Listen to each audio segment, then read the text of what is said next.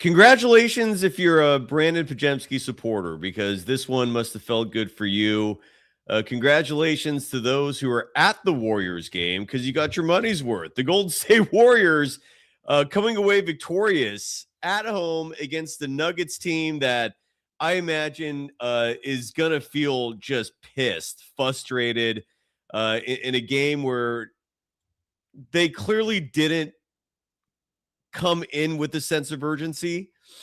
They had the urgency in the third quarter, stupidly let their feet off the gas again, and the Warriors took advantage. It helped that the Warriors were hitting nearly all of their three-pointers. Golden State finishing this game, if we have a final box score here, 21 of 52 from deep. This was a three-point barrage that paid off for the Warriors, whereas on Denver's side, they go just 8 of 31 from deep.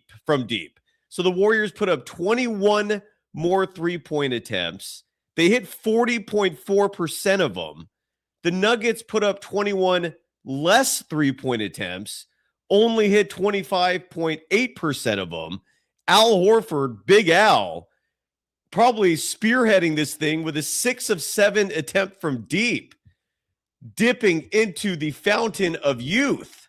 And your Golden State Warriors, instead of smartly tanking, beat the Denver Nuggets at home in improbable fashion. The final score, 128-117. Friendly or a repeat message from the host of this program.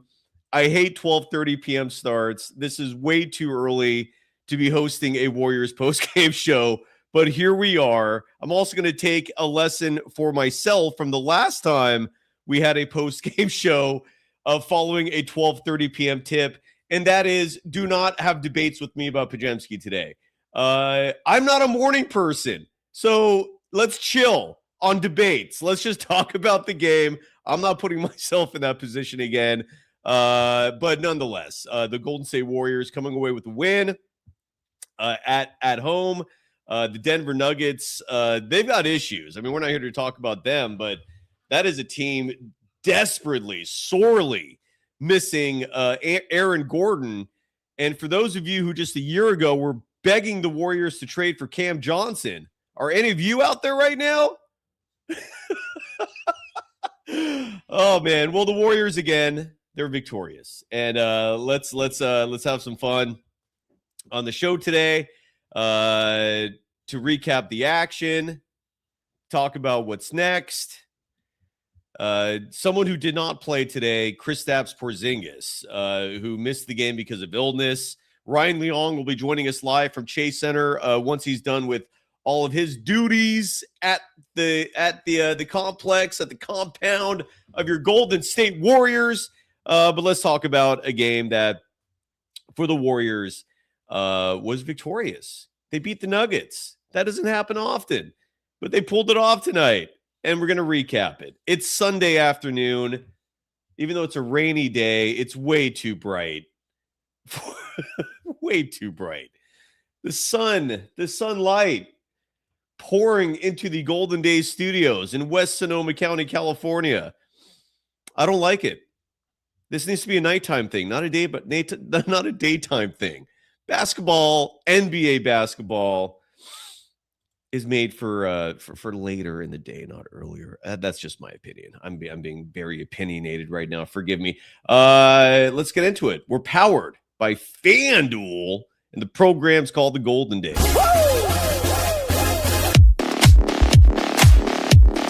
Goddamn Big Al. Hey now. Let's go. Let's go, baby. Welcome to the program. My name is Cyrus Saatsaz. You can follow me on Threads and Instagram at DogWild, one word.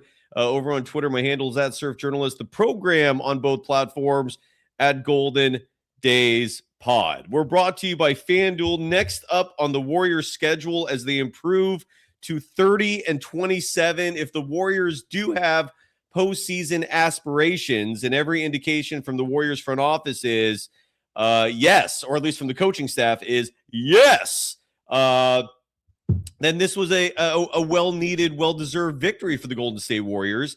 Next up, every time you see me looking on my phone, it indicates me looking at the Warriors' schedule because I have a wallpaper, and they're going to go for a brief 2-game road trip. That's what's on the calendar. They're off tomorrow. They travel to New Orleans, Shia LaBeouf's new hometown, where he's repping the San Francisco 49ers. The Warriors take on the Pelicans Tuesday night, and that's the first of a doubleheader, a back-to-back set. Immediately following the game in New Orleans, the team gets back on the team flight, heads to Memphis, and that is what's on the docket for this week because they're going to be off Thursday and Friday before hosting the Lakers and the Clippers back home Saturday and Monday. That is what's on the agenda for your Golden State Warriors. But for today, we're recapping a game that the Warriors won. Again, a final score 128-117. And there is no line currently for the Warriors at the New Orleans Pelicans. But if we're going to look at the win total, because now we're monitoring this carefully. And what I'm referring to is the OU for wins for your Golden State Warriors, which last time we looked was at 41.5. And the bookies have taken that total off again. You cannot currently bet on that. I'm guessing the bookies are wondering if they need to slightly readjust that. So look, if you feel good about the over, because what this comes down to, at least until now, the bookies at FanDuel have taken this line off their books currently. You cannot bet on this. But if you felt that the Warriors were going to finish the season 500 or above, the over would have hit for you if you had bet on that 41.5 OU. And right now, FanDuel, the official sportsbook of Golden Days and the Believe Network, which we're proudly a part of. In case you ever wonder how you spell Believe, it's always on our YouTube overlay graphic right there, BLEAV. As we come to you again live from the Golden Days studios in West Sonoma County, our FanDuel player of the game, Moses Moody. Bravo, sir. Who played 35 minutes, 13 seconds, led your Golden State Warriors in points tonight, in scoring, 23 points for Moody. He was 4 of 9 shooting from deep. I would have considered giving this honor to Al Horford, who, again, was 8 of 11 from the field, 6 of 7 from deep, just causing havoc in this game, but he only got 1 rebound. And when you look at Moses Moody and what he did tonight, it was the complete package. 23 points, again, leading the Warriors in scoring. Did he lead all scorers? No, Nikola Jokic at 35, hitting the triple-double. But for the Warriors, they're your leading scorer, Moses Moody, and your FanDuel player of the game, 4 of 9 shooting from deep, 7 rebounds, 5 boards, added a steal, as well. And Moody, again, your player of the game, courtesy of FanDuel. It was a fantastic performance for him. And speaking of Big Al, real fast, this game, the Warriors were surging in this one. Right off the bat, the Nuggets did not show up to play. At the end of the first quarter, the Warriors led 39-27. At the end of one, the Warriors were shooting 9 of 19 from deep. At the end of the first half, the Warriors led 76-67. The Warriors were shooting 15 of 28 from deep. And so much of that was because of Big Al. Big Al Horford was 3 of 4 from deep in the first quarter. Perfect 2 of 2 from deep in the second quarter. The third quarter was a stinker for the Warriors. They let the Nuggets back in this game. Denver outscoring Golden State 34-19 in quarter 3. The Warriors as a team in that third quarter were 0 of 13 from deep. That's literally what the story of most of these Warriors games is going to come down to ultimately. Are they hitting their threes? If the answer is yes, they've got a shot against anybody. When they're not hitting them, other teams will likely beat them. Now, Denver in that third quarter, just to give you an example of them having a complete performance, an all-around a diverse performance, if you will, because in that same third quarter where they outscored the Warriors 34-19, they only hit 2 of 9. They were only 2 of 9 from deep in that quarter. So, but they were still able to pile on and get back into this game. But then in the fourth quarter, going back to Big Al, only had 1 3-point attempt, but he drained that as well. And the Warriors went back on the right track shooting threes in quarter four, 6 of 11, 54.5% shooting from deep, whereas Denver continued just an abysmal shooting performance from beyond the arc while simultaneously doing an awful job defending the three-point line. They were just 2 of 10 from deep, but this all goes back to Big Al, who again 6 of 7 from beyond the arc, creating a shitload of space out there for his Golden State Warriors, adding 22 points, dishing out 7 assists, but just 1 rebound. Did add 3 steals and 2 blocks. Big Al had an unbelievable performance, so kudos to Al Horford. Guy Santos. I'm going to say this very confidently. The Warriors don't win this game without him. And a huge reason why Denver even was able to outscore the Warriors in that third quarter is because Guy, the one mental error he made tonight, and I'm not going to in any way pretend that this is a pattern for him. It's not. Does it happen more than it should? Maybe. But he's also very young. This is the first time in his career he's getting a consistent minutes. And this is where experience is desperately needed for a guy like Guy Santos, who gives you energy, who gives you size, who's actually a damn good basketball player.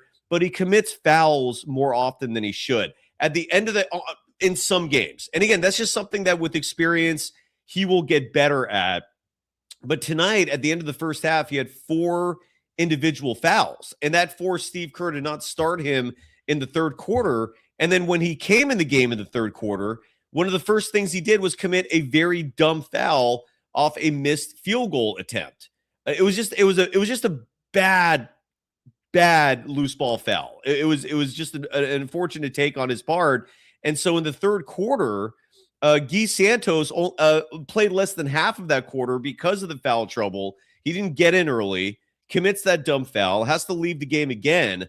The Nuggets outscore the Warriors in that third quarter 34-19, but then Guy comes back in the fourth quarter and gives the team what they desperately need, which was tenacious defense, tough rebounding, clutch scoring, and Guy Santos in this game deserves flowers because, again, I firmly do not believe the Warriors win this game without him. Guy Santos, 27 minutes, 47 seconds, and those minutes should have been higher. But again, he got in foul trouble at the end of the first half, and that spilled over into the third quarter. Still finished with 17 points, 5 boards, 7 assists, and 1 steal in a starting role tonight. So Guy playing some huge minutes for your Golden State Warriors. DeAnthony Melton was not shooting the ball well from beyond the arc. Everything else about his game I thought was exemplary. Still finished the game despite shooting just 2 of 10 from deep with 20 points on the night. When you take away the 8 missed threes, him just shooting 20% from beyond the arc, when he was inside the arc, he was 5 of 8.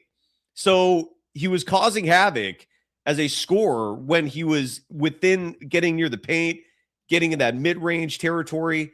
But the three-point shot was not falling for him. But again, one of many things he does bring to the table besides being a playmaker offensively is defense. Defensively, he's fantastic. And again, even though he had a bad night from the three-point line, still a respectable 20 points, 4 boards, 2 assists, and had 4 steals in this game. Pat Spencer did not have a good game. Now, one could ask, would he have ended up with a decent stat line if he had played 36, 37 minutes? Maybe. It's what happens when you get opportunities over a 4-quarter game. Sometimes you play awful at the first half of it. Sometimes you don't put up good numbers for the first 3 quarters of it. And then in the fourth quarter, when you keep getting minutes, sometimes you deliver. Well, Pat Spencer did not get that opportunity. Brandon Podziemski did. We'll talk about him in just a second. But Pat Spencer played 18 minutes, 34 seconds, just 2 points, 1 of 3 from the field, 0 of 2 from deep. Did have 5 assists in those 18 minutes, 34 seconds, 1 steal, but not a great night for Pat. in a limited run. And the reason why I bring up Podziemski is because Podziemski had an unbelievable fourth quarter. All right. Like if there is a sweet spot for Brandon Podziemski in terms of where to provide positive analysis for his game, it's that when all hell is breaking loose and he needs to give you desperation points, they sometimes go in. The man when miracles are needed does deliver with efficiency. And what I'm talking about specifically is Brandon Podziemski led all players in minutes tonight. Huge surprise, right? And when I say all players, I literally mean all players on both sides. Brandon Podziemski finishing this game with 36 minutes, 34 seconds of play. The reason why I bring up opportunities is because in quarters 1 through 3, meaning entering the fourth quarter of this game, Podziemski was 1 of 10 from the field, 1 of 5 from deep, had just 3 points, was tied for the team lead in turnovers with 2. And side note, the Warriors had a very clean game offensively in terms of protecting the ball. But this is what happens when you are a favorite of the coach. He just keeps playing you. And sometimes when you get 36 minutes, you get a chance to shine. You're allowed to give a complete performance. And again, this is the double standard. It paid off tonight. Doesn't pay off often. It did pay off tonight. And again, if this was a consistent thing, if Podziemski was consistently giving you stat lines like tonight, where he had 18 points, 15 of those coming in the fourth quarter, 15 rebounds, which is an absurd number, and a lot of that coming because Denver shot awful from beyond the arc primarily, shooting just 8 of 31 in this game from deep. Those are long rebounds, a lot of those falling right into Podziemski's lap. Again, in 36 minutes, 34 seconds. But it's a good number. 15 rebounds, had 9 assists, and I can count just from memory at least 3 of those actually being good, actually being legit setups for players to score easily. Most of the assists were coming just by handing it off to someone else who hit an easy 3-point attempt. But it was a great stat line for him. 18 points, 15 boards, 9 assists, added a steal, was tied for the team lead in turnovers with 3. But when you're the coach's fave and you get endless opportunities, sometimes you have a chance to deliver like you did tonight. So kudos to Brandon Podziemski, who, again, if certain other players had been getting this level of opportunity, I'm insanely confident you'd see huge numbers like this. When I say huge, I mean actual huge from players with real talent. But kudos to Pods, man. Look, he and again, there are positives here in terms of his overall game. His effort is always there. Like, he's not giving up on plays ever. And I know that's clearly what Steve Kerr loves about him is he's durable. He doesn't get hurt. He's poor. He's a dollar store Dre. I still think that's the best nickname for him by a mile. He's exactly what Steve Kerr thinks Draymond was 10 years ago. Just the guy just doing everything on the court. And the durability part does line up. Pods is always out there. Respect. That's a huge part of this game is being able to stay out on the floor. Not everyone can say that. But at the same time, when you're getting, again, 36, 37 minutes of action, good things will often happen to you. You're getting an absolute full-time opportunity to deliver. So respect to Brandon Podziemski. This was a solid night for him in the fourth quarter. But in quarters 1 through 3, friendly reminder, if any other player on this team, after 3 quarters of play, Pods had played 24 minutes, 34 seconds through the first 3 quarters. If any other player on this team had this stat line, 1 of 10 from the field, 1 of 5 from deep, they would not be seeing the floor for nearly the entirety of the fourth quarter. Was it the entirety? I think it literally was. Just to confirm. Yeah, Podziemski played the entire fourth quarter. That's what happens. Name me another player on the Warriors who has that amount of leeway. That's the problem, man. But again, tonight he got those minutes, and in the fourth quarter he delivered, and the Warriors won. Kudos. You run this game back 10 times, I'd say the other 9, the Nuggets would win. But tonight the Warriors pulled it off. They got their 1 out of 10. Kudos to them. Other players who deserve some flowers in this one. I want to mention Will Richard, who played 29 minutes, 34 seconds in this game. And the stat line will be so-so. He finished with 11 points, 2 boards, 3 assists, 1 steal. But he's tenacious. Like what he's delivering on nights like these where the box score is not just lights out for him. And side note, if he had gotten 7 more minutes, which is what he would have needed to match Podziemski's total, who knows what his final box score would have been. But what he gives you defensively, what he's giving you in terms of just that wingspan of his, which is nearly 7 feet in length for a guy who's 6'3", 6'4", causes problems. It's again, I love Will Richard. Just the more minutes that he gets, the better in my book. And 11 points, 3 assists, 2 rebounds and a steal for Will Richard tonight. It was awesome. Someone who was not awesome, despite getting 20 minutes and 20 minutes and 57 seconds of play, was Quentin Post. Again, I always think back to my good friend Frank Red, who gave this analysis of Quentin Post back when he was first drafted. Frank said, quote, "Yeah, the shoulders are narrow." That's my scouting report. The shoulders are narrow. Meaning, is he big enough physically to match up? And he got minutes tonight because the Nuggets have not one but 2 gargantuan centers on their team, named Nikola Jokic and Jonas Valanciunas. And so Quentin Post had to get a run because, again, Kristaps Porzingis, a late scratch because of illness. He did not even come to the gym. We don't know specifically what the illness is, at least not to the best of my recollection. If someone in the chat wants to enlighten me and have more, because they have more information on that front, hit me up. But what I heard, what Steve Kerr said in pregame regarding Kristaps is that he reached out from the hotel, told the team he wasn't feeling well, and I don't know beyond that what the specifics of the illness is. Usually when Porzingis was dealing with an illness previously, or maybe let me elaborate on that and express this more clearly. In the past, when Kristaps Porzingis was on the injury report because of illness, it had to do with the POTS.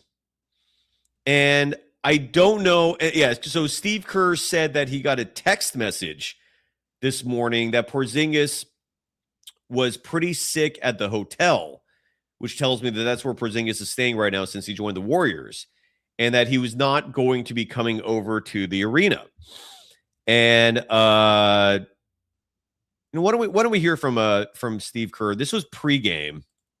Audio is not great. Forgive me. This is courtesy of 95.7 The Game, but I haven't had a chance to listen to this yet. And the reason why I'm playing it now is largely because I'm curious to know if he elaborated here on whether or not Porzingis will be available for the 2-game road trip. Something tells me no, but let's hear what head coach Steve Kerr had to say. This was before the game. Turn the volume up on your devices. This is from 95.7 The Game. And here's Steve Kerr. This was before tonight's game pertaining to Kristaps Porzingis's availability for the upcoming 2-game road trip. But I just got a text this morning that he was sick and at the hotel, and he's not even going to come over here. He's pretty sick. Do you think this might impact him on the trip coming up too? No idea. Yeah, we haven't seen him yet. I haven't talked to the medical people. All right, so we don't have specifics in regards to his availability for the upcoming road trip. We don't have specifics in terms of what the illness is. And again, this is the Kristaps Porzingis experience that at least I was dreading is availability, durability. Is this guy going to show up? And right now, the answer to that is no. We've seen him once. Stay tuned. One last player I need to give some love to here, and Hamza in the chat, the great Hamza, giving a reminder of this as well. GP2 was one of many players tonight who was hitting his three-point shot. GP2. And one thing, now the Warriors were playing a Nuggets team who had played 3 games in 4 nights. So they were a little, they were bringing some lethargy in terms of energy to the arena. And I bring that up because what the Warriors were doing time and time and again, and this is apropos for referencing Gary Payton II, they were back cutting the Nuggets to death. The Nuggets, and this is something that a lot of teams have been struggling with playing the Golden State Warriors this year, are back cuts. Something that you learn on the playground practically. There's nothing like complicated about a back cut pass. It's just it's rooted entirely in ball movement. It's a little surprising to me that every team in the NBA is not moving off the ball consistently like this to create opportunities for your offense. But GP2 is the back cut king. He's just a like almost like a little mouse out there, just moving all over the place. I don't know if the 6'2" height helps him in this regard in terms of being under the radar and causing defenders to just lose sight of him. I have no idea, but the Warriors were slaughtering the Nuggets tonight with back cuts, just back cut. And those back cuts sometimes resulted in points. Sometimes they resulted in 3-point attempts that were wide open. And I bring that up because GP2 is this team's back cut king. And on top of that, went 3 of 8 from beyond the arc. GP2 with 15 points in this game tonight to go along with 3 rebounds and 2 steals. Some of those steals were clutch, by the way, like on the wrong side of the court's half, if that's making sense for the Nuggets, meaning the Nuggets would be inbounding a ball and there's GP2 just poking that ball right out, whether it was because of Bruce Brown not paying close attention or Jamal Murray. So GP2 had a great game as well. In 19 minutes, 23 seconds of play, 15 points on the night. Side note, speaking of going back to, so great job by GP2. Speaking real quick of players who did not play, we mentioned Kristaps Porzingis with the illness, and again, we don't know if this is POTS related. The T in POTS standing for tachycardia, which is I think the general term for what people call this condition. Based off very loose conversations. If anybody wants to elaborate or correct, please jump in. But in addition to Porzingis not playing due to the tachycardia, potentially due to the tachycardia, who knows? Draymond Green was a late scratch. This was a very late scratch. Draymond Green was expected to start this game tonight, and last minute bows out. And again, for the folks out there who think that Draymond Green is at this point let me start this over again because I lost my train of thought for just a second. I want to kind of reorganize this. For those of you who think that this team is better off without Draymond Green, tonight was a sign in your favor. Tonight was a good example of you being right on that front. Draymond ducking out very last minute. My personal feelings on this is Draymond should just sit out every game that Stephen Curry is not in. Just my take on it. What is the point? He has rarely, if ever, excelled when Stephen Curry is not on his team. Now, you can make a very strong argument that the 2016 Olympics are an example of where Drake can still thrive, but that was a long-ass time ago, and that was a team chock full of superstars. But in modern times, if Steph doesn't play, a lot of you think Dre shouldn't play. And I agree with you, especially at this point in his career. Well, tonight, Draymond Green did not play. Very late scratch. He was listed as being out because of left lower back soreness. And it paid off. Oh, my neck, my back, my neck and my back. Oh. So Draymond decides, I don't want none of that Jokic. I don't want none of that Valanciunas. I'm just going to relax. And it paid off. It paid off for your Golden State Warriors. And so, again, for those of you that would prefer watching Golden State Warriors basketball moving forward with no Draymond Green in the lineup, this helped your case, is what I'm trying to say. So, on that note, if anybody wants to join the show today, again, do not come at me with a debate. All right, I'm not a morning guy, and I know technically it's 3:40 in the afternoon. I get it, but the game started at 12:30, and by NBA standards, a 12:30 tip is at an asinine level of early in my book, and so I'm not in a mood to have debates today. All right, if you're got your chest puffed out because you think this one game means that you're right about Brandon Podziemski having a serious role in this game, today ain't the day for me to hear it. All right, join me Tuesday when the Warriors play the Pelicans, and if Podziemski has an unbelievable game after that and the Warriors win, come on the show and brag all you want. I will have the patience and tolerance for it. I have none of that today, and I'm coming to the realization that I need to preserve my own goddamn image instead of letting people just poke at me with utter ignorance and getting a rise out of me. So that ain't happening today, plain and simple. With that said, if you want to come on the show and talk about anything, and if you want to talk about you can talk about pods. So just do not come onto the show and pretend that this one game is your proof that Steve Kerr's faith in Brandon Podziemski is justified. All right, I'm going to come out and say that fourth quarter was fluky as F-bomb when it comes to pods. I'm going to come out and say there are numerous other players who, if they're given the opportunity of 36 minutes and change of minutes, after starting a game quarters 1 through 3, 1 through 10 from the field, we're going to have to strongly agree to disagree that, no, this was Podziemski being a potential future all-star, or is now suddenly Podziemski is better than Cade Cunningham or whatever asinine takes are out there. He's an okay player. He's mid. But there's also one other thing you have to keep in mind. And this is what I saw. And if you didn't see this, we're watching two different games.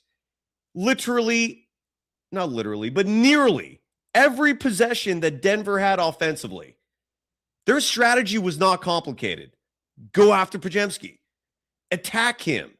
And that strategy works time and time and time again. And that side of the ball matters. I guess what I'm sitting here trying to say is, if Podziemski did not play in that fourth quarter, I do think the Warriors still win this game. And if you want to agree to disagree on that, that's fine. But today ain't the day to have that debate with me. All right? Just that's all I'm asking. I will just hang up on you. Okay, I don't do that normally, but if you want to come on this show today and say, Podziemski should play 37 minutes I'm just going to hang up on you. All right? If you want to sit here and say that Podziemski played well, fine. Respect. But let's just not have that debate today, because recency bias is ignorant. Again, the leeway that he gets starting a game 1 of 10 from the field through 3 quarters of play, no other player in this roster has that kind of leeway. And that's an issue. That's a concern with this coaching staff that will never go away until there's a replacement there. But that's all I'm asking, man. Just don't come on the show today and sit here and try to get a rise out of me by saying that because of this performance, thanks entirely to a fourth quarter, which was borderline miraculous. And it was an unbelievable fourth quarter. He played 12 minutes, did not miss a shot in the fourth quarter of this game. Podziemski's fourth quarter stat line is insane. 15 points on a perfect 6 of 6 from the field, a perfect 2 of 2 from deep, had 8 rebounds in that fourth quarter to go along with 2 assists. And the Podziemski stands are going to pretend that a Nuggets team faltering, running out of gas, taking this Warriors team far too lightly like a lot of teams do. The Warriors are the trap game for a lot of teams now. And unless they wake up and realize that they're not a bad team, they're just not a great team, this is going to happen quite a few more times this year. So with that said, I have not posted the link yet. Here it is right now. And we'll also play some sound. Again, and Ryan Leong is expected to join us. The moment he does, we're going to bring him on. So forgive me in advance if for any reason while you're on the show, if Ryan shows up, we have to cut it short or have to put you back in the green room for a second, and then we'll resume action. But yeah, so I think I think I did my best summarizing how this game went. Again, I'm expecting the Podziemski stands to be emboldened for a game or two. Kudos to you folks out there who think Sideshow Bob is a real basketball player. Tonight, he made you look good. Respect. I'm not going to call that. This is not a pattern, though. All right. Consistency is one of the biggest issues. Let's see this happen game by game. Let's see some other players on this team get the kind of leeway he gets, going 1 of 10 from the field, quarters 1 through 3 in 25 minutes, and still getting time. It's crazy.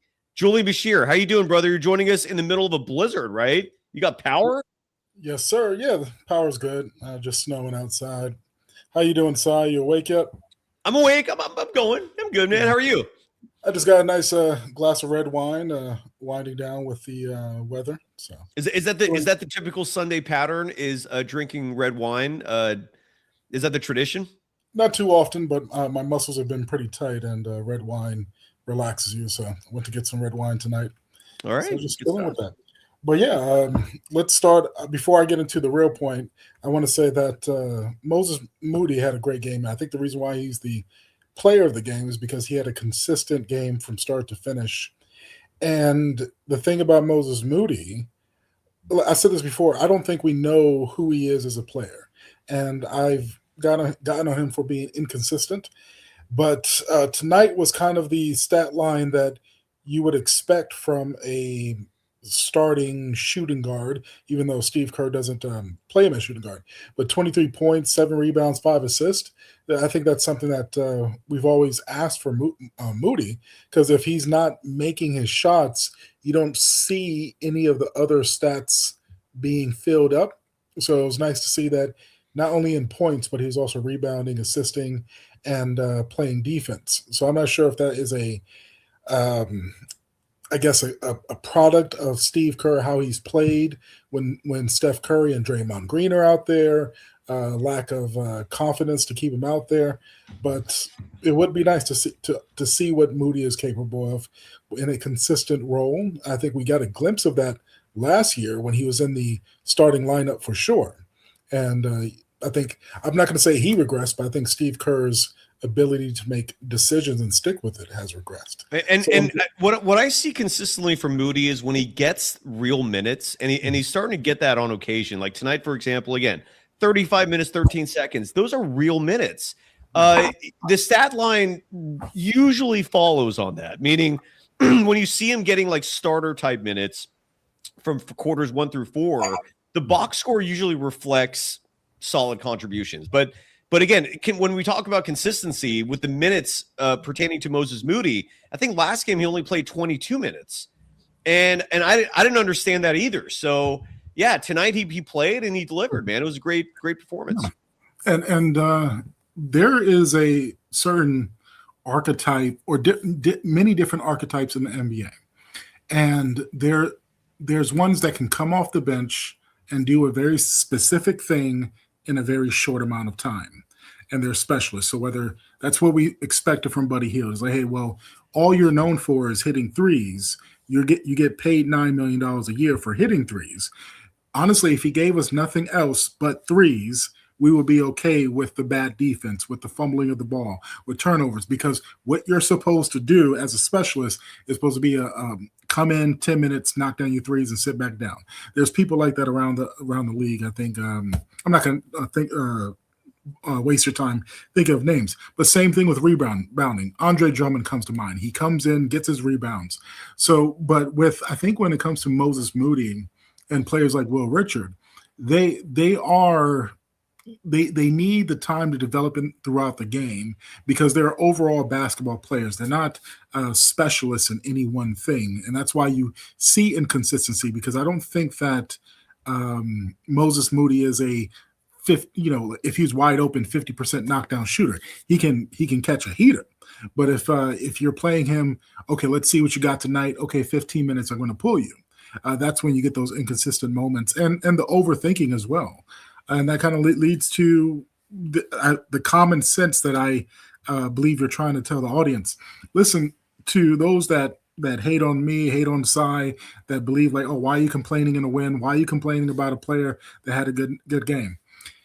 We would like Pods if Steve Kerr didn't make us disdain him. And if he wasn't forced on us, like, yes. I agree. And so the thing is, so if a player like had a game like this, like, wow, great game. But for example, Pods has been the number one option for the last 7 games when Steph Curry has gone out. And that you can tell that by minutes, all right? And the ball's always in his hands. And the last 7 games before tonight, he averaged 11 points per game, 5 rebounds, 4 assists on 39% shooting and 25% from 3 in 28 minutes per game.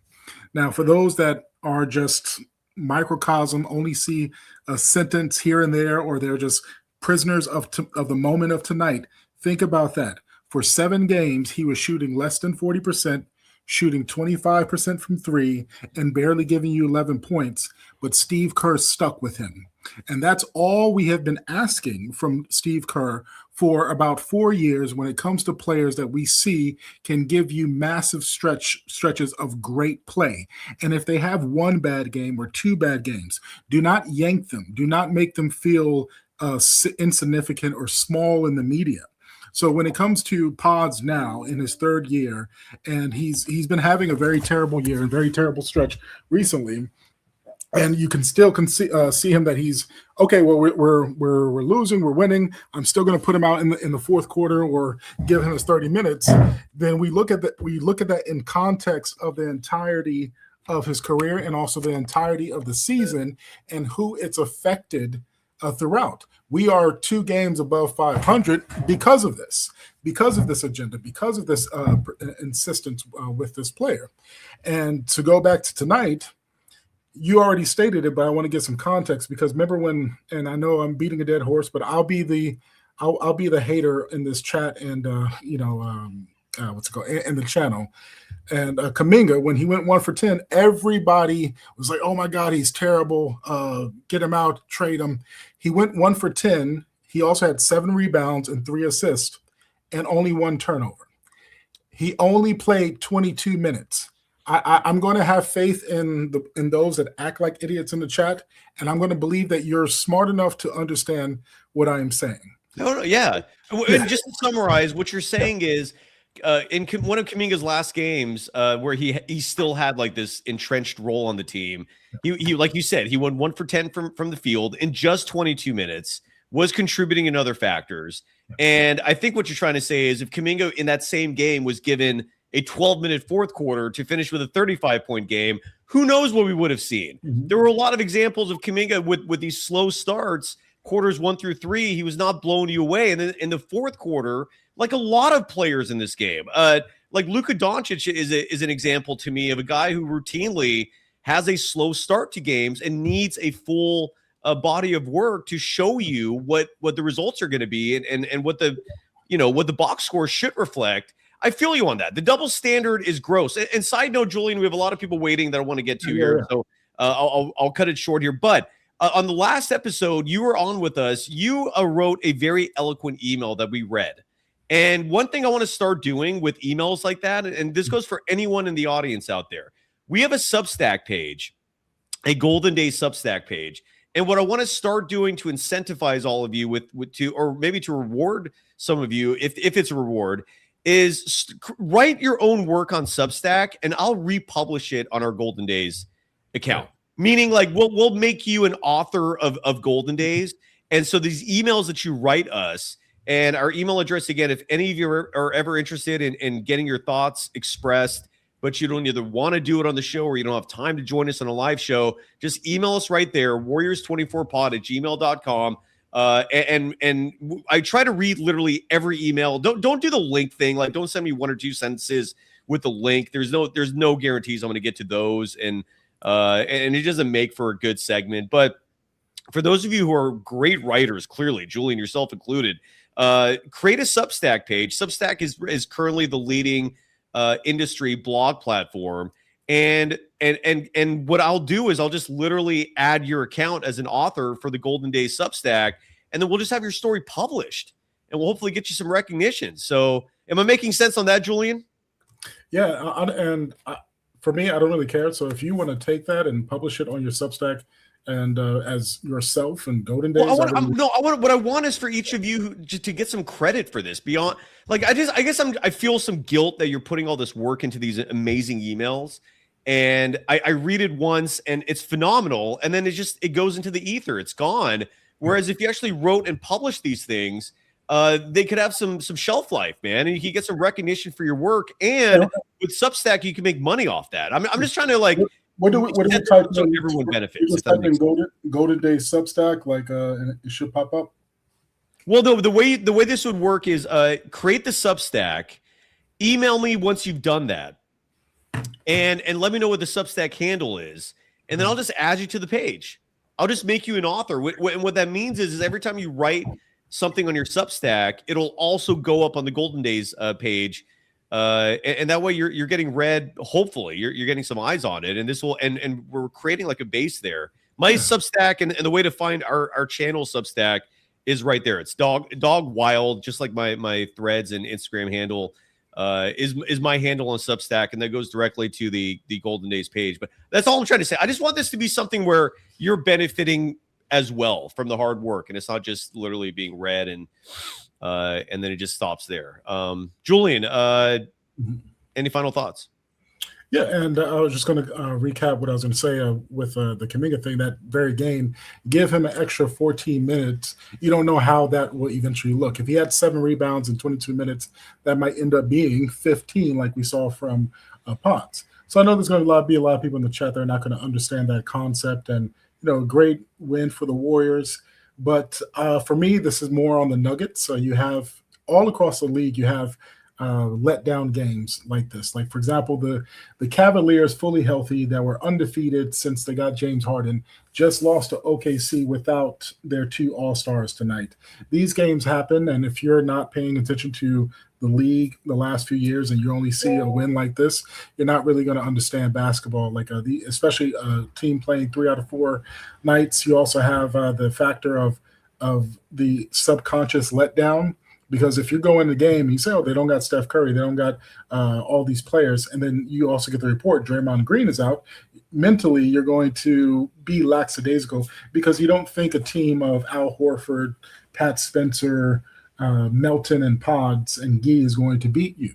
So you don't play as hard. And anybody that's ever played pickup basketball, like if you're running multiple games throughout the day, there's always, who the best teams are, but there's always that scrappy team that just catches fire and will win one. And that's what happened tonight. So I understand that, we want to root for the team, but we are locked into this play-in. And if you really think, some people said that, we can beat the Spurs in the first round. You have to look at matchups. The only matchup that we win is Steph Curry over De'Aaron Fox. And that's barely, because De'Aaron Fox is an all-star. He can catch fire. There's no other position on that roster, even the bench, that can say that we would outmatch them in a playoff series. So, I just like to talk common sense and critical thinking, and I want to throw that perspective overall. And here's to the future. But thanks, Cy, for having your platform, and bring on whoever else you need. Thank you so much. Of course, man. Thank you, Julian Bashir, joining us again live from the East Coast. And for the folks in the chat who are and there's a couple of you in the chat going like, "What's going on in here? This is an echo chamber." How is it an echo chamber? We're not censoring anybody. The only rule I have in the chat is keep my damn name out of your mouth. I don't know how that translates to this being an echo chamber. If the number of people who are not Podziemski stans are not to your liking in the chat, sorry, but that doesn't make this an echo chamber. You are allowed to push back. We're not censoring you. Just because, this is an audience that is not filled with folks who bought the propaganda being sold on that player does not make this an echo chamber or otherwise. Last I checked, look, this was a great win. All right. The Warriors beat the Nuggets. Awesome. No complaints on that, clearly, but they're still the 8th seed. They're still just 3 games above 500. And I guess the difference maybe between this show and some other shows out there is The other shows act like the team won the championship after a regular season win, whereas we here are trying to keep things pragmatic and realistic in that, okay, you got a great win tonight. This was good. How does this help the team big picture? All right? You stayed alive for the 8th seed. It helped there. It didn't help with tanking. And I don't know how this helped for, like, I don't know. I don't know how else this helped. I guess, like, I'm a big picture guy. I'm trying to understand big picture how this helped. Like, I dream more about tanking for awesome draft picks than I do about some miraculous run that will never happen this postseason. I don't know. And look, if I don't know, we're not trying to censor here. Brandon, have you been on the show before? Are you new? How you doing? Hey, what's up, man? Can you hear me, Si? Loud and clear, yes, sir. Oh, fantastic. Hey, what's up, man? Hey, I'm a big fan. Thank you for having me Thank you, brother. on. Thanks for, where in the world are you? I'm in the United Kingdom by way of the Bay Area for sure. But what are you doing in the UK? What are you doing in the UK? Oh, I got married to a really hot English girl, and congratulations for a decade. So congratulations! Right? I think that deserves a nice round of applause. I mean, look, you won life lottery, bravo. But anyway, yeah, just get to the game, man.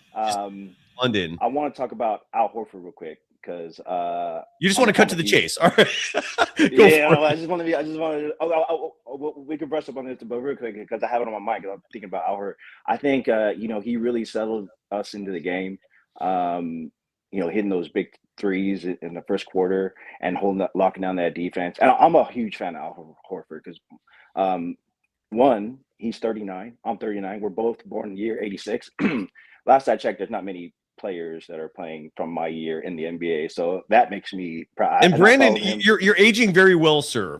I would not have guessed in a million years you're sniffing 39. If you had told me 29, would have bought it and would have kept rolling along, man. So bravo. Oh man, thank you. I appreciate that, man. Yeah, of course.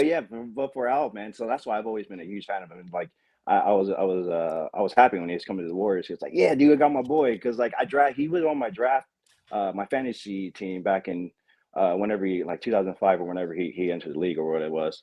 And yeah, so like, I've always been a big fan of Al. So and he's locking down. He was hitting shots that were just like insane. Like you don't think he caught him cleanly, but then he just puts him up. And being a big ass dude he is, like his shot just looks weird and crazy, but they like go in and it's just like, oh dang, he's still doing it, so yeah, I thought he was instrumental tonight just in the early game. They were really scrappy.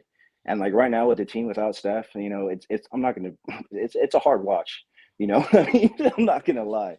Dude, Big Al was unbelievable tonight, man. And I'll say this, dude. Like I know most likely the difference between what we saw at the beginning of the season and what we're seeing now is him no longer dealing with that sciatica issue. Which, side note, it is. I was thinking about this. Like we never once heard anybody diagnosed with a nerve sciatica injury to keep them out of games, right? All of a sudden this season we saw it with LeBron, we saw it with Al Horford, we're still seeing it with Seth Curry.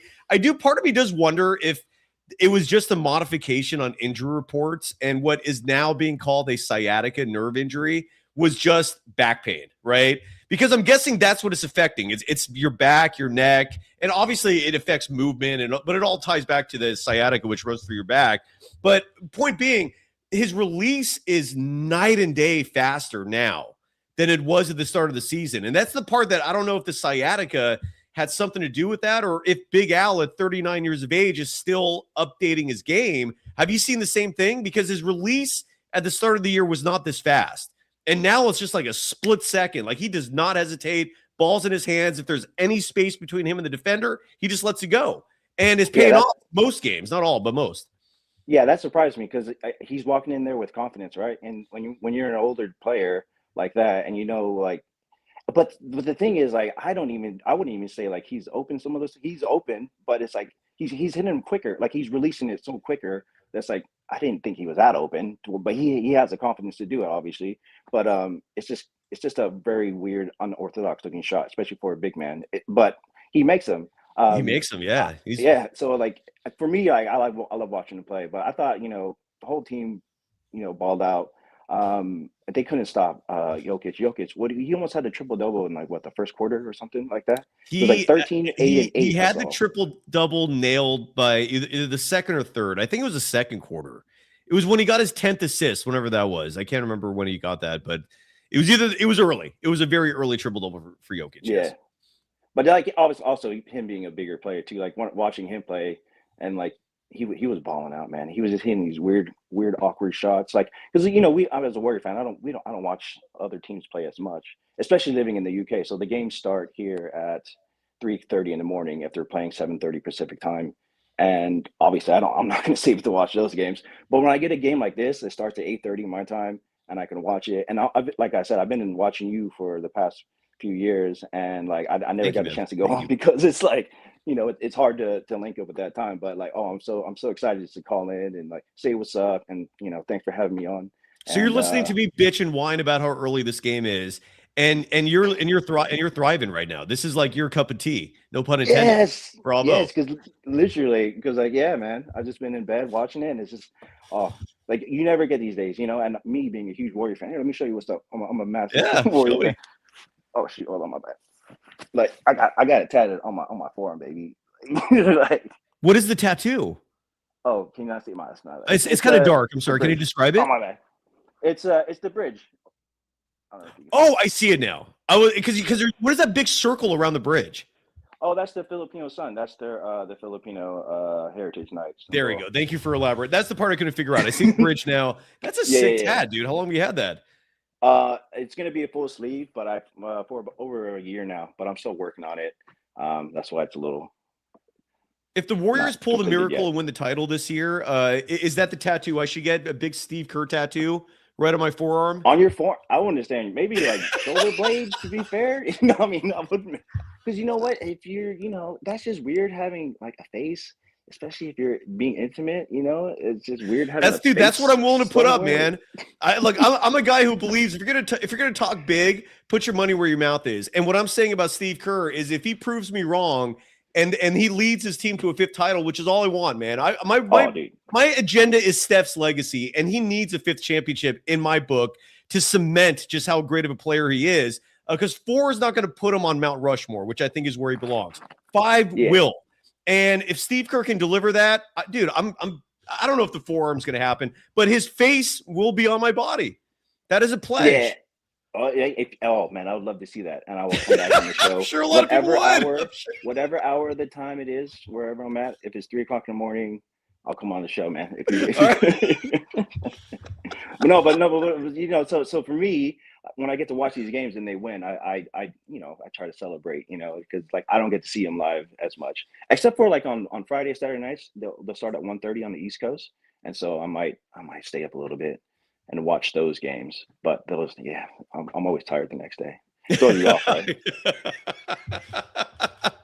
Well, congrats, Brandon, on the early start. I'm glad it paid off for you staying up. So right now it's what, like midnight there? 1? It's just gone midnight. Yeah. Okay. All right. Well, I'm glad if you're going to be tired tomorrow, I'm glad it at least is because of a positive experience and not a negative experience. So yeah, kudos, brother. Thank you for being a part of the show, man. That's awesome. I can't thank you enough. Any final thoughts? Anything we did not touch on that you want to touch on before we bring Kai on the show next?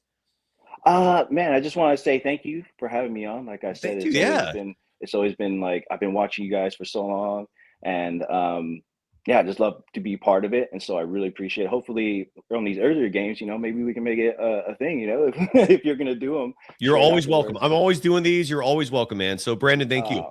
Thank you. I appreciate it. I just want to say, go Dubs, baby.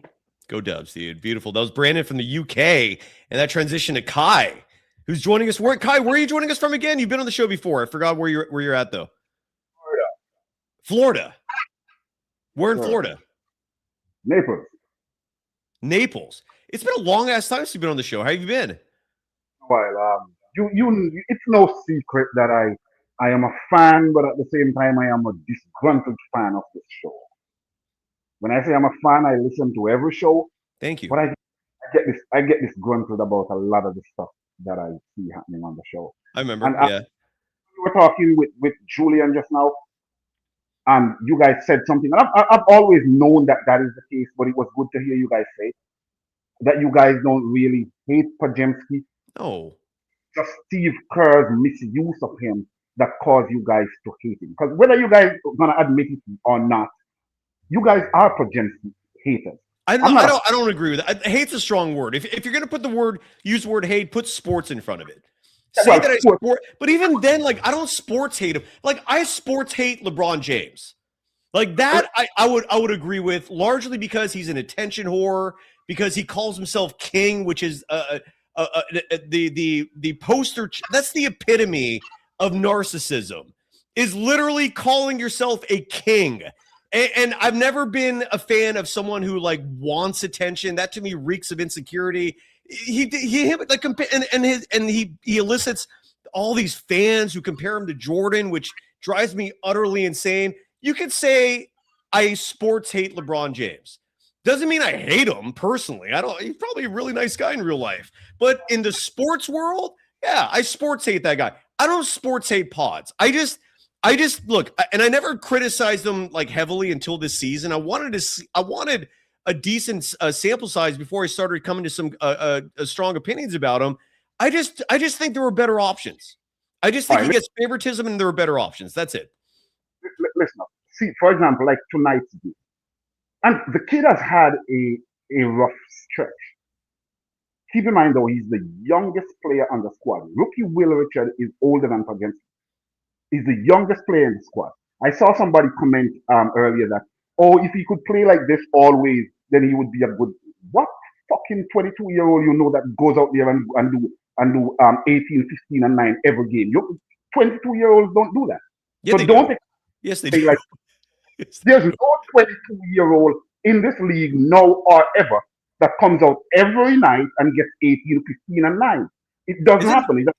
How old is Wemby? I thought Wemby's like 22. I thought Wemby's 20 or 21. It happens. Most draft picks are 19 years old, and they're putting up numbers right away. I'm saying we don't have any 22-year-olds who comes out night after night and give you 18, 15, and 9. You don't do that when you're 22 years old. So he does this one time, and I'm just thinking the kid does something good at once, and all of a sudden people are saying, well, if he could do this every night. He can't do this every night. And there isn't another 22-year-old in the league who can do this every night either. It's not practical. It doesn't happen. And to hear you guys come on tonight and say, Moses Moody is the player of the game. Moses Moody is not the player of the game tonight. Love it or hate it. The player of the game tonight is Brandon Podziemski. What he did in the fourth quarter, that's what won us that game. And to hear you say, that if he did not play the fourth quarter, we would still win. That also is egregious. And you know better. I know that you know better. Kai, here's what I'll respond with on that front. Entering the fourth quarter, he was 1 of 10 from the field. They led by 9 at the half, and those numbers were part of the first half. That's why I said what I said. The Warriors, but you don't win or lose a game in 3 quarters or half. You win or lose the game at the end of the game. So what the person does at the very end of the game also matters. Okay, at the fine. end of the game, agree to disagree that the Warriors would have won this game regardless of Podziemski. Agree to disagree. Continue on. Right. And it's like I became a fan of the show when I saw how much you stood up for Jonathan Kuminga. Because there wasn't anybody else around on any of the other pods that was pointing out the injustice that was being done to Jonathan Kuminga. I'm not a Steve Kerr fan, but I'm not an idiot either. Steve Kerr did Kuminga bad. He did him. I didn't do that, for the record. Kai, we lost you. That was not me. I'm trying to let this guy talk. Yeah, there you go. You're back. Yeah, he ruined that kid's career. But I'm also seeing the same thing being flipped. The same things that we did not like being said about Kuminga and how unfairly he was judged. And if he had one bad game, then nobody would even look back at the good game he had 2 games ago. I'm seeing the same thing happen to Podziemski. And Podziemski does. I think people are just turning over their disgust of Steve Kerr onto this kid who's the youngest player on the squad. I don't like that. I don't like people doing that. And the other thing about my response to that, Kai, if you don't mind, is simply the fundamental difference between the two situations is one was robbed of opportunities and never got them. The other one is given endless opportunities, and sometimes he delivers. Most of the time, he does not. Correct, and I agree. I agree with that. There's a happy medium that Steve Kerr could have found if he could have taken some minutes from Podziemski and given it to Kuminga. Because I do believe that somewhere in there is a star player in Kuminga. I believe that. I believe that with everything in me. I also believe that in that Brandon Podziemski kid, somewhere in there is a Josh Hart. In 5 years, he's going to be 27. In 5 years, when Brandon Podziemski is 27, it's going to be common for him to come up with this 18, 15, and 7, 18, 15. And right. It's going to be common for him to do that in 5 more years because of how hard he plays. He's not going to play any less hard than he plays right now. He's just going to be more experienced playing just as hard. So, I just want us to be fair. Give the blame to friggin' Steve Kerr. He's the one who deserves all the blame. Don't let it boil over on an innocent kid. Cyrus, big up yourself, all right? And keep doing what you do with your shoulder. All right, you bravo. You did good. That's it. Are you done? I'm done. I think you were eloquent. Thank you, sir. Yeah, I'm done. Let somebody else speak. All right, brother. Kai, thank you. Yes, sir. Have a good night. That was Kai. That was fair. All right, good job. Thank you. Thank you for not putting me in a spot where we had to go in a deep debate about it. That was just eloquent. Very job well done. Devil in Limbo. Welcome to the show. We got Devil. We got either Quentin or Cam. Frank B will be our closer, unless Shardall shows up. Then Frank B will be the setup man for the closer. Devil, you're on the show. Been a little while. How are you doing? Hey, it's been some time. Can you hear me? It has been. Where have you been? Oh, just busy, man. It's a crazy economy. It is a crazy. That is very true, brother. These are not good times. It's the nastiest thing that's happened in this country in a while, which leads me into what I want to talk about, and I want to keep it short because I want to keep it short because unfortunately I do not have anything positive to say at the moment. So I'm going to be that one guest that unfortunately will,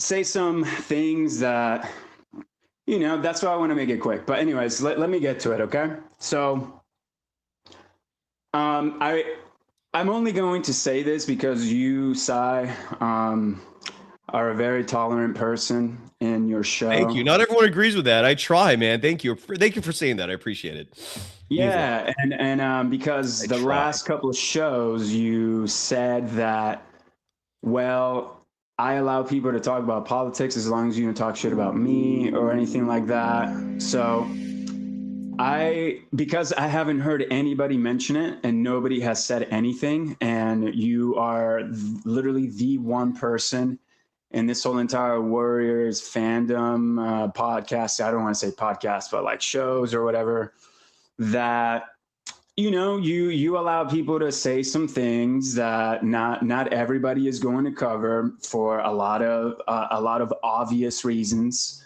There is a lot of censorship going on, especially in the NBA. So let me just get to it, and I promise I'll make it quick. Hey, Devil, I don't want to cut you off here. Do you have the time to wait while Ryan Leong joins us? I did preface the guest portion of this with the fact that Ryan Leong is going to join us. Can you hang tight and then give us this eloquent thought after Ryan? I can't because I do kind of have to go. I'm sorry. Well, we're going to be on for probably like another 30 minutes to an hour. Just come back. You have the link, right?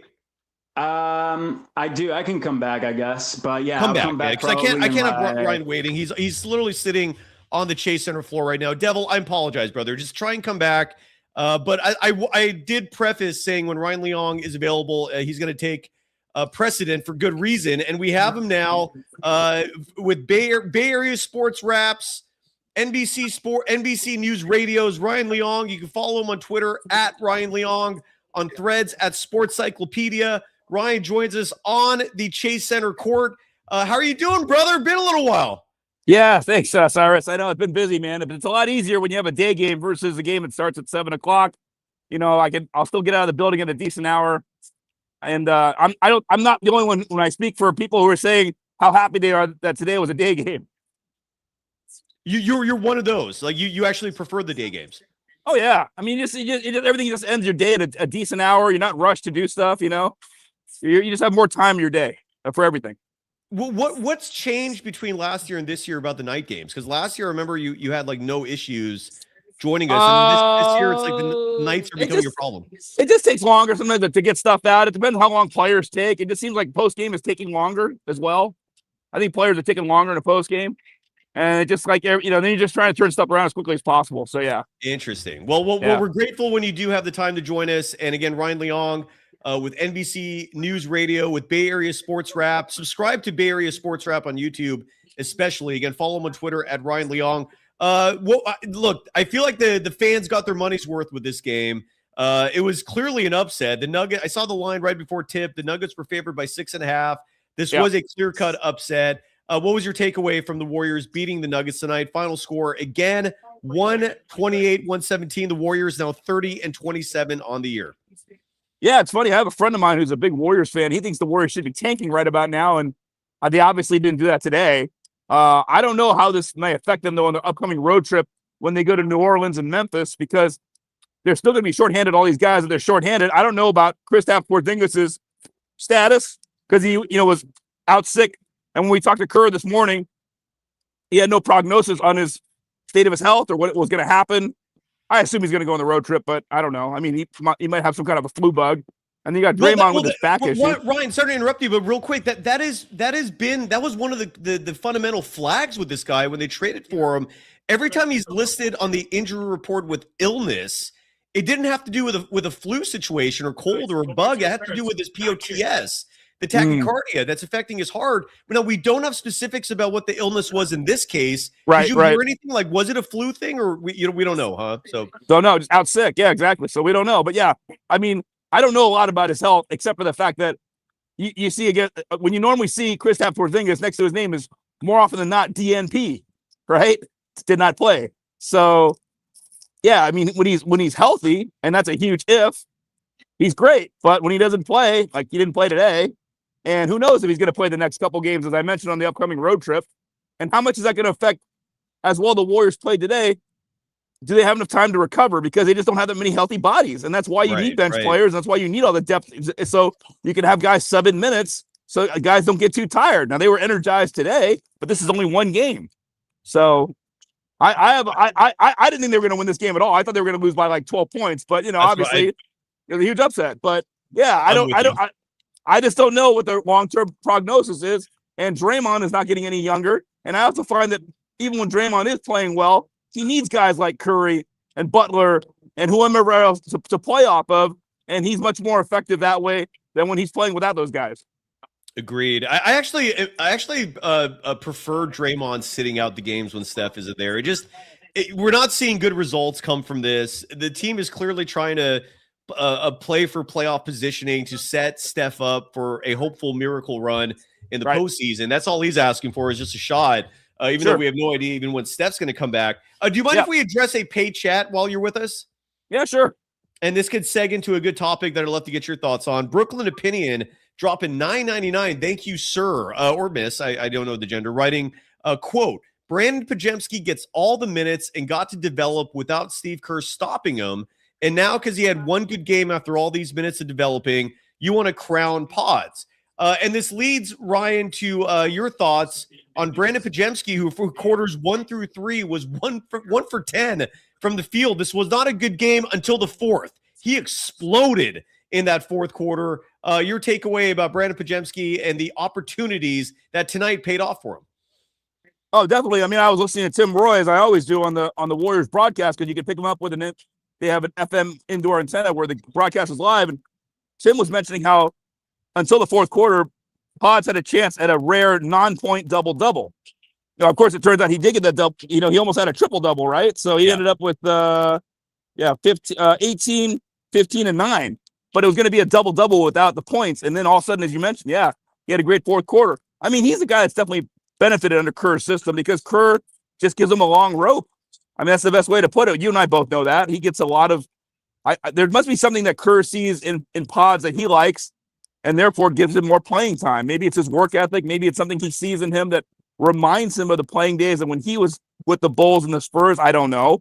But yeah, it's all predicated on the coach. If the coach wants you in there, they'll give you the playing time. When he doesn't, look what happened to JK. So exactly. That's the storyline here is the double standard. It's why does Kerr like one guy, not the other? And one at least there's one piece of evidence that I can keep going to that maybe at least provides a part of the answer besides the work ethic part. But again, that's an argument I never agreed with for the folks who hated on Kuminga. Like I didn't see a lack of work ethic there, but I digress. One thing I do see though, as a fundamental difference is durability.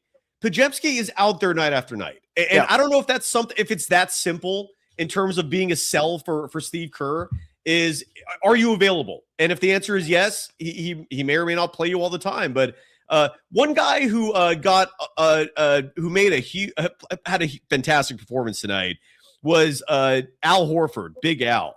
Mm-hmm. What has changed? Is it just health? Like I'm noticing a much quicker release from his 3-point shot versus in terms of now versus early in the season. Again, clearly he had the sciatica issue. What are you noticing with Big Al in terms of like sudden consistency with positive production? I think it just comes down also to his production. He's getting more playing time. Maybe he's just more comfortable because he's not sitting on the bench and he's actually getting out there. He's a vital contributor right now because I mean it's pretty obvious they need his minutes and he contributed again today. I mean he did the same against the Celtics game even though that was a blowout.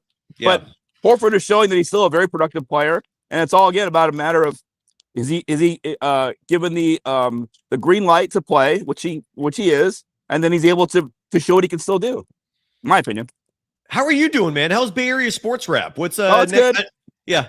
Well, yeah, I was covering the golf at Pebble Beach. I try to post some stuff there. I still got to post stuff from the Super Bowl I'm still working on. I even have to post a banner unveiling when Alyssa Liu, who's from Oakland, she got a banner unveiled for her at the Oakland Ice Center. And that was kind of cool. Got a chance to get a tagline for her for Bay Area sports rap. Nice. I can see why she's the darling of the Bay, and people from Oakland love her. And of course, she won the gold. I don't know if you had a chance to watch the Olympics at all, but it's been pretty riveting stuff. I mean, there's no basketball, of course, and so it's the Winter Games. But I would say it was a very successful Olympics for the United States. Huge. And again, Team USA winning gold today on both with both men and women in hockey. And Alyssa Liu, who you mentioned, Oakland's own.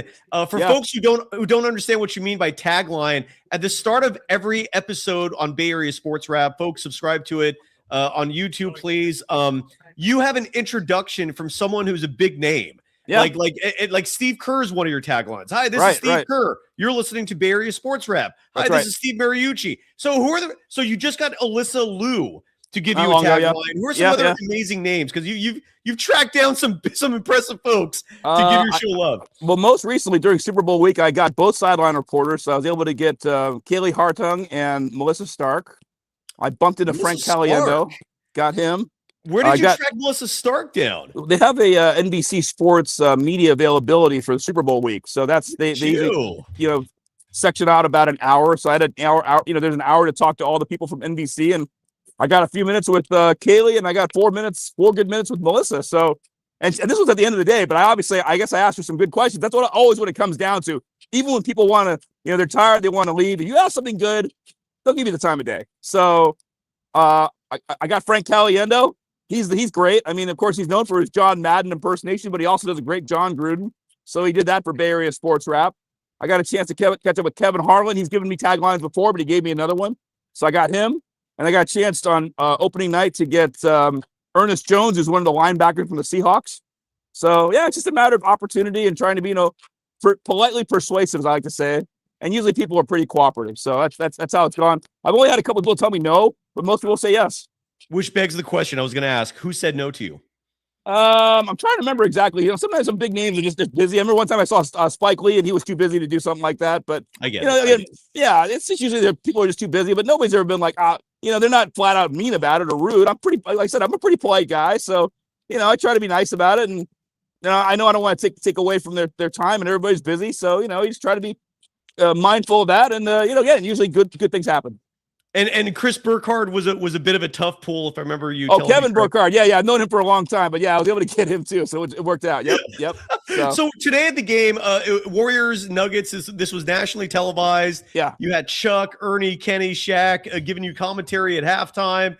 And you also had Malika Andrews doing the sideline reporting which begs the question: did you ask Malika for a tagline? I did not. I didn't see her till later, but I know she's really busy. It's hard to get. It's really hard to get some of these people sometimes. Usually when they're doing the TV gigs, that's why I've been able to track down Kevin Harlan when he's not doing an NBA game, because it's just the thing with television. Television is a very provincial and territorial thing, so you got to be really, really careful sometimes trying to get these people. In fact, one time I was trying to get, and I got the Detroit Pistons sideline guy who was filling in for play-by-play, and the stage manager was trying to shoot me off, but I'm good friends with Johnny Kane, the play-by-play guy, and so he did me a tagline, and he wore my Niner jacket because he's a big Niners fan. So, again, it's all about relationships. If you know people, you're friendly, people will, again, normally, it goes a long way, and they'll normally say yes. Beautiful, Ryan. Well, we appreciate you joining us, even if it was just for a few moments. Yeah. And for folks watching on YouTube, you're missing this on the podcast. You're standing courtside. There's a bunch of lucky little kids playing a game. I'll try to wait. Let me go back up here real quick, and you can sort of see behind me here. See that? Who are the kids, man? Like I'm not sure exactly. Yeah, but they're out there having a good time. There's a little bit of an audience here, as you can see, watching on that side. Parents, yeah. Okay. So I thought I'd come on down. The good thing about having a cell phone is you're a little more mobile. So I thought I'd give you a perspective. Now, this is where the visiting sideline reporter would be when there's a normal TV game that's not nationally televised, and they'll normally sit over here for their segments, and then they usually go over to the court. Like after a timeout or something, but they usually watch the game from this very vantage point. When the game's over, you typically go to the visitors' locker room and interview the players. Right. Were the Nuggets pissed? Was the vibe you were getting from their locker room like frustration? Because I don't think they anticipated a loss today. No, they didn't, but they came out really flat, and they admitted that. They came out really, really flat. And the coach, the only person I think that was kind of pissed, if you want to say that, was probably Coach Adelman. He just said that flat out they weren't ready to play. The Warriors were the better team. And then in the locker room, we spoke to Nikola Jokic and Christian Braun, and they both seemed very disappointed in themselves that they should have put out a better effort. But again, I think it's going to backfire on the Warriors. I just don't know if they're going to have the energy level in the next two games to catch up to the effort they put out today. That's my concern again, because of, just having 9 healthy players today. Yeah, and some of those guys getting heavy minutes, and then we don't know what Porzingis' status is going to be for Tuesday and Wednesday as the Warriors hit the road. But Ryan, you got it covered every time you're at Chase Center. You now have me rooting for more early games so we can see you more often. Because we'll try for next Saturday too, then against the Lakers, because that's a 5:30 start. So we'll give that. Let's hope for that. Can't promise, but I'll do my best. Sounds good. We'll tentatively schedule it, and then we'll wait your confirmation. Ryan, always a pleasure, brother. Again, people can follow you on Twitter at Ryan Leong, on Threads at Sports Cyclopedia, your YouTube channel at Bay Area Sports Wrap. Anything I forgot before you go? No, that's it, man. Appreciate you as always, Cyrus. Keep up the good work, and I'm glad you're when you can have me on, I'm happy to come on. Thank you. Dude, always, brother. Love you, man. We'll talk soon, Ryan. Thank you so much. Ryan Leong joining us from Chase Center and giving us some insider information and some takes while the aesthetic always phenomenal on the floor of Chase Center. Love that man, and when we can get him, we're delighted. Frank B is next up in the chat. Frank, every time you join the show, your takes are immeasurable. They're fantastic. You sound like someone who knows the game. You sound like someone who is connected to the NBA. Good to hear from you, Frank. How you doing? If you're still with us. You're muted, just in case you're unaware. Maybe I can unmute you. Maybe that'll help things. I can't unmute you. I don't think Frank B is with us anymore. Well, maybe you are. Frank? Can you hear me? I can hear you. How are you doing? Oh, okay. Yeah, I have my mute on. I'm fine, man. I'm fine. How are you? Doing all right, man. That's good. That's slowly going to start to wrap this up and then get some food. Yeah, thank you for the compliment, man. I don't try to waste people's time. I'm just genuine, brother. You clearly, if you were not saying bright things on this show repeatedly, I would not give you that compliment. So you earned it, man. And what's on your mind today? No, I just wanted to win two things. I said that's going to happen to Porzingis out of the blue. What he did, he had an episode.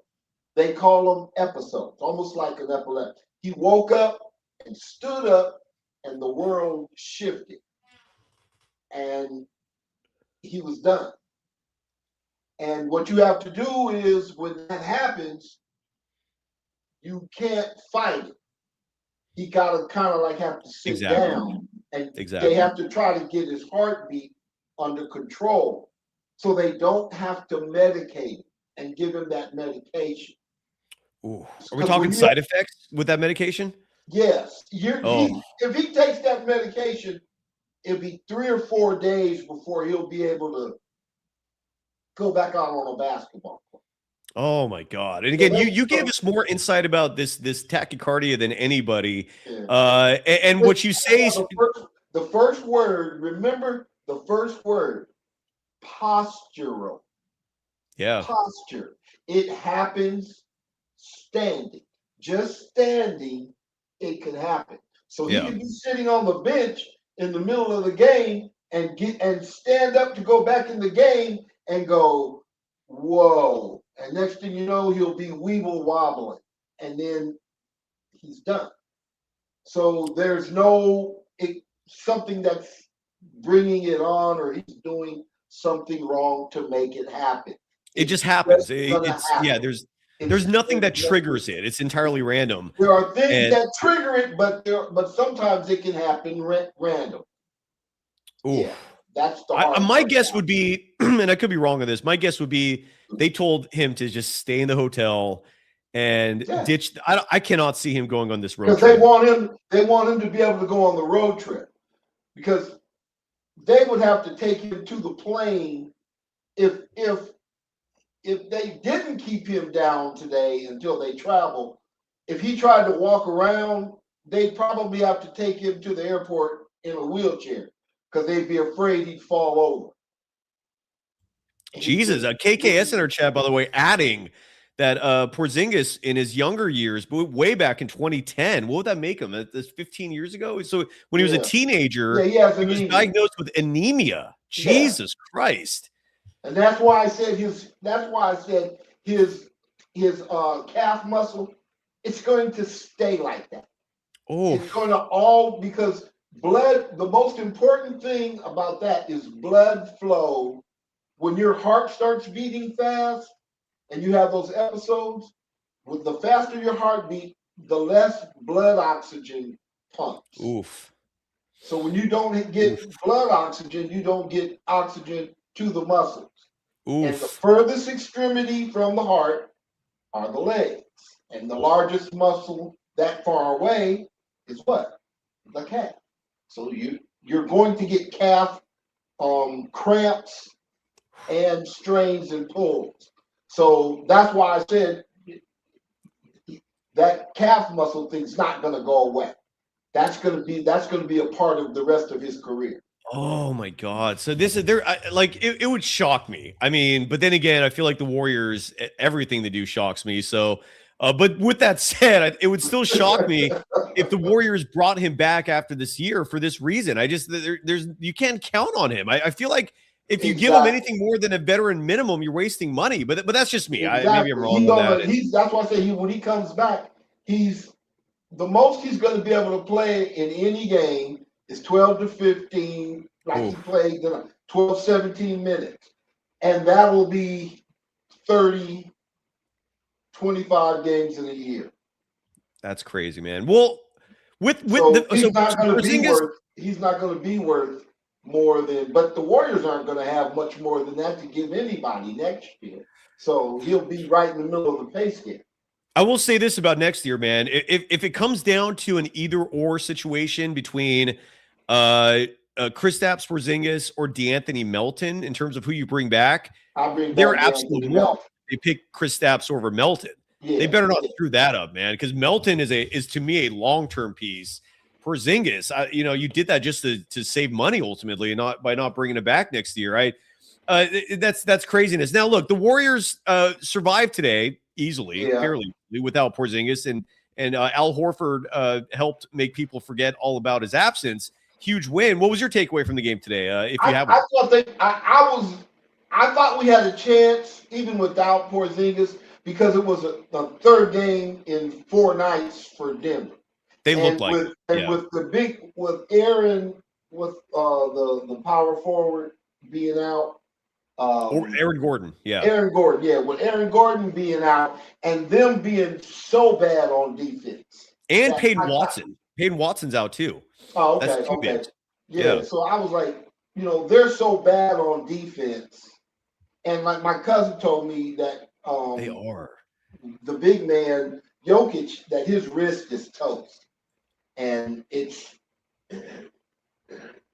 like 75%. Oof. Jokic had a great game tonight, 35 points, 20, let me repeat that, 20 rebounds. And that's not the first time another player has grabbed 20 or more boards against the Warriors this year. I remember Scotty Barnes doing it at Toronto a month or two back. Triple-double for him, also had 12 assists, did have 5 turnovers. The Warriors were getting their hands in there. Jamal Murray to me was the disappointment of the Nuggets big two, because he also had 5 turnovers, but he only shot 1 of 6 from deep. I don't know if that was your takeaway from this as well, but Jamal Murray What I saw in this game was their coach ran their sets. When Jamal Murray was in the game and he was being guarded by Brandon Podziemski, he went immediately down to the mid-post and started posting up Podziemski and putting him in the basket. He put Podziemski in the basket 4 times in the second quarter and 3 or 4 times in the third quarter, and that was how they got back in the game. At the start of the third quarter, was they just barbecue chicken and put him under the basket, and they just put the ball in over his head. And I don't know why they didn't keep doing that. It was weird. He went out of the game. Game. And then in the fourth quarter, they ran out of gas. Valanciunas was also eating some barbecue chicken too. By the way, just real quick in the chat, let's just keep hate speech out of the verbiage. I gave someone a timeout because they just keep hate speech out. All right, any language that denigrates a group of people, just don't include it, please. It disappoints me that I always have to relay that message to the folks in the chat who it's weird to me that the folks who are supporting Steve Kerr and by a greater extent that usually applies to Brandon Podziemski, they go hand in hand. They're also the ones espousing hate speech. Like make that make sense. Anyway, just no hate speech, please. Continue on. I'm sorry, Frank. No, I didn't think he played. I thought he has his defensive liabilities. That's right there for everybody to know. Brandon Podziemski can't guard, a mailbox. But he still does things for the Warriors that nobody else can do. And today he did them in the fourth quarter. Now, the rest of the game, I thought he did okay kind of getting the ball moving. But his scoring in the fourth quarter really helped. But yeah, he's a defensive liability. And anybody who doesn't know that is not objective. I mean, it just is. And then like the 2 weeks before the All-Star break, he wasn't very good at all, except for like one game. So, but he is what he is. He is what he was when he came into the league, and he's that now. So, I mean, that's what we have. My question for you is, I missed out on a lot of the news. The big kid that came up from G League, Leonis. Malachi Leons. Is he back down in the G League? Because tonight he was. Oh, okay. He was in the G League. Tonight, him and the other new guy, what is his name? Nate Williams, I think. Nate Williams. They're both with Santa Cruz. I did see LJ Cryer. I saw LJ Cryer on the sideline tonight. Side note, LJ, clean up a little bit, bud. I mean, you're trying to earn a place in the big show, and your hair looks like you just got out of bed, like you're wearing like pajamas. Like, come on, man. Like you're a G leaguer. You gotta look the part a little bit too. But I'm just trying to give some friendly advice here, because sometimes these optics go a long ways. LJ, we're rooting for you, man. And tell your damn agent to get back to me. I want you on the show. No, I'm kidding. All kidding aside, I think they're the Warriors players right now. The team is being very protective about interviews. But LJ, just clean it up, man. With that said, LJ Cryer has been dealing with that hamstring injury for a while now, and it's unfortunate because I do think there's some real talent there. Yeah, But he could play from what I was told in college. In college, Well, he was 3 inches taller, 3 inches taller, and he would have gone somewhere. 3 inches absolutely right, man. taller, and he LJ would has have some gone potential. somewhere. He looked good in summer league too. Looked damn good in summer league. Yeah, He's played phenomenal for Santa Cruz. That I noticed, and I watched a couple of the G League games, and nobody in the G League can guard him. Nobody, and he's a good 3-point shooter. Yeah. He's just barbecue chicken because he does. Julian Bashir saying that LJ Cryer looks like George Jefferson when he was young. That's kind of the look you got tonight, man. Just come on, LJ. You're not there yet, dude. Julian is wrong, man. Julian, he right, but he wrong, man. He's wrong, man.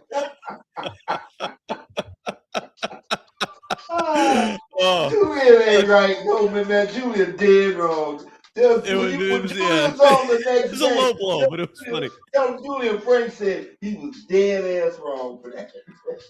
I'll be laughing about that for 3 days. Frank, I want to start to wrap it up if you don't mind. So we're gonna have a shorter show this afternoon. Yeah, any final thoughts? I think we can win one out of those next two.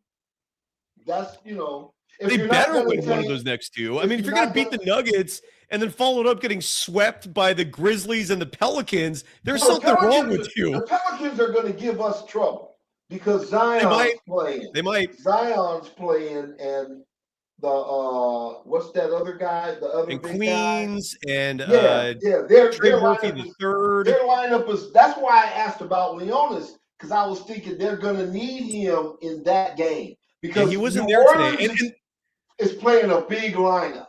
They are. And part of what happened today, too, Frank, I don't know if you missed this or not, but Draymond was a super late scratch. Like he was listed as a starter for this game. When it gets to that point, when you're listed as a starter and then you bow out, that is a very last minute scratch. And so with Draymond suddenly bowing, they had 9 for the game. It was a good thing because Draymond has trouble playing 3 games in 4 nights.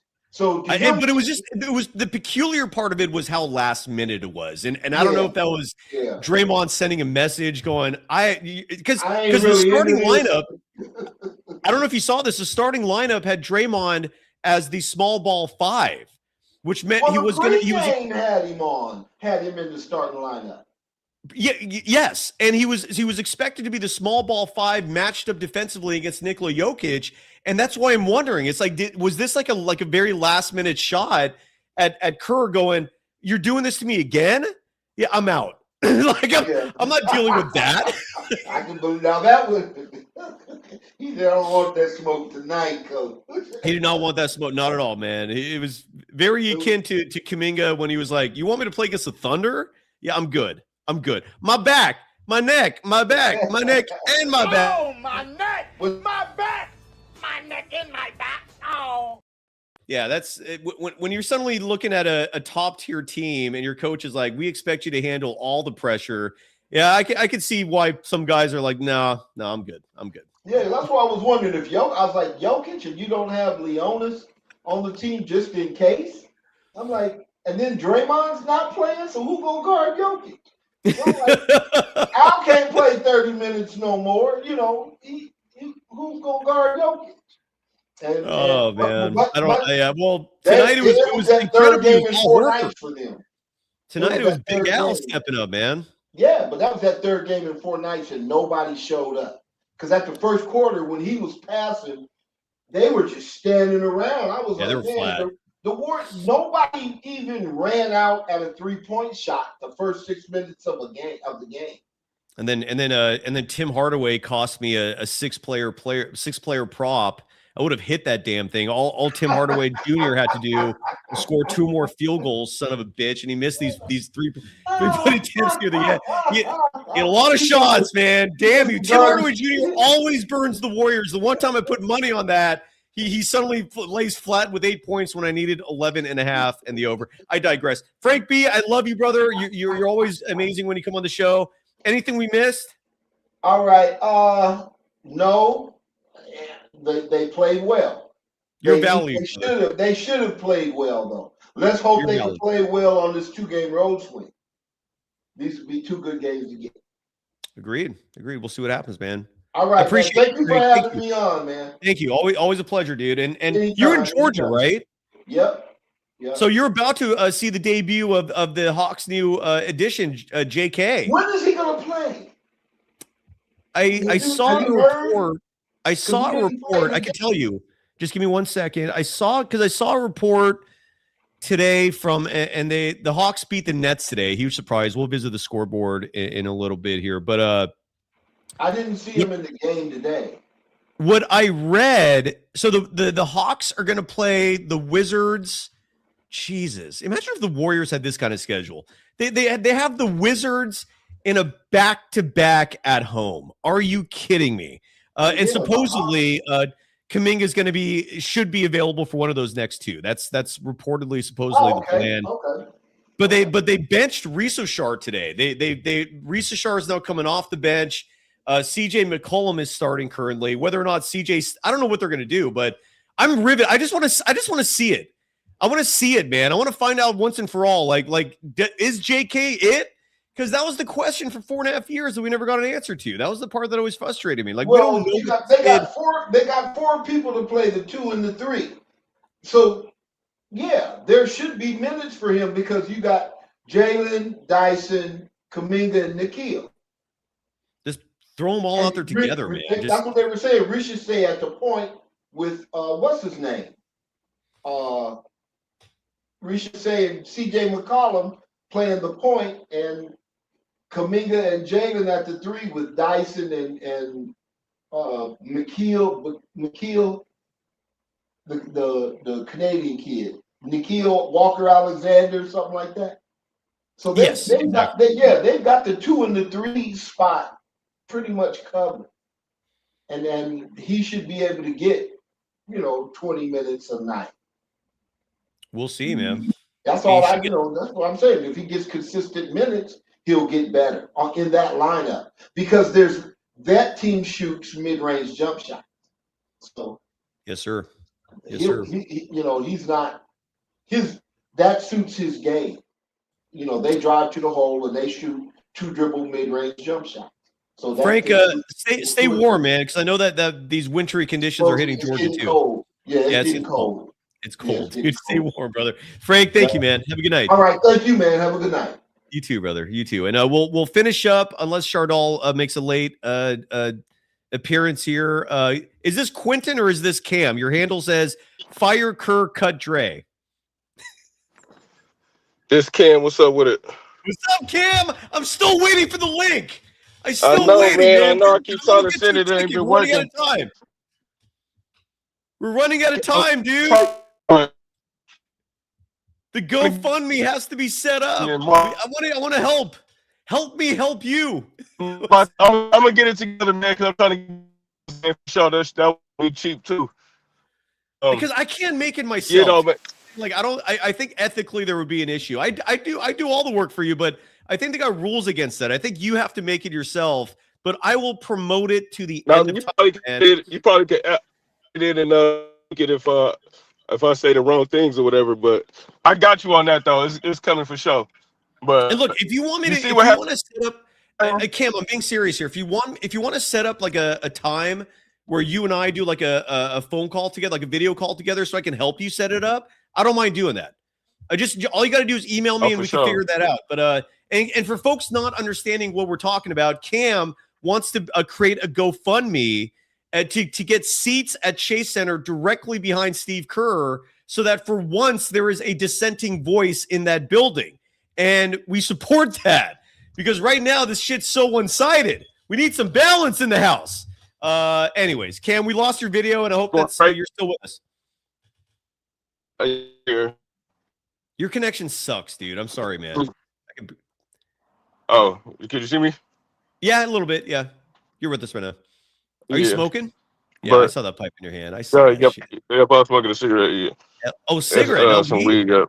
Dude, weed's good for you. Cigarette bad for you. Little bit. Huge difference. Yeah. Yeah, I know they bad, but definitely though. Y'all see what happened when Draymond don't play? He needs to be at that Haslam, bro. What are your thoughts on it? Beautiful. The ball was moving. People was cutting. Everything was going smoothly.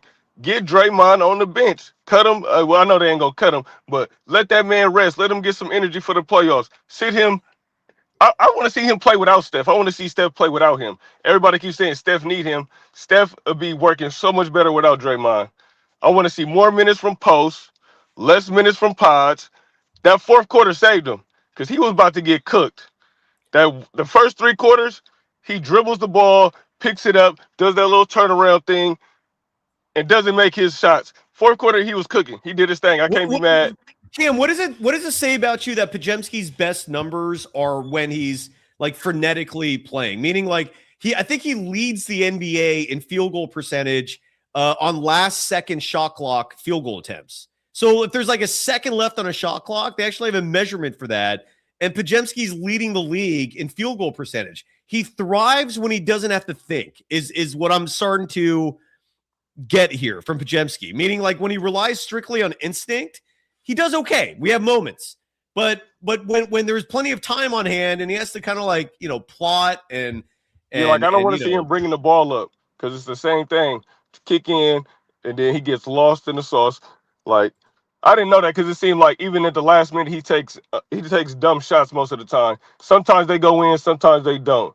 Like I feel like he gets lucky on those last minute shots. Like how that's did you what just it feels make that? like. It does, yeah, it does. But yeah, like his good games feel very fluky, right?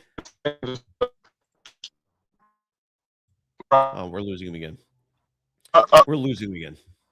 I don't really know what to say. Packers really had a bad game. Is Cryer still hurt?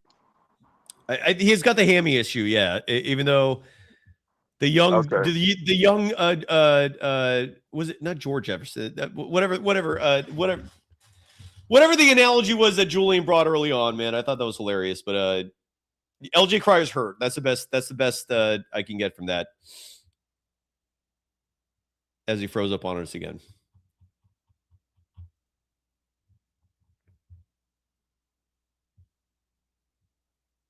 Oh, Cam froze. All right. Well, Cam, email me. Let's set up that GoFundMe. I want to do that for you. All right. Let's go through the scoreboard and wrap up the show. Do we have time? Are there any emails I want to read? I know there are a few I have not gotten to yet. Hold on. Yeah, screw it. Let's just wrap this show up on a Sunday afternoon. I need to eat. Hope everyone's having a good weekend.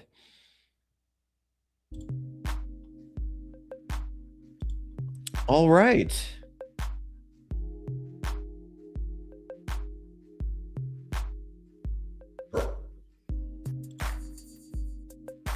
Good Noonie, what's up?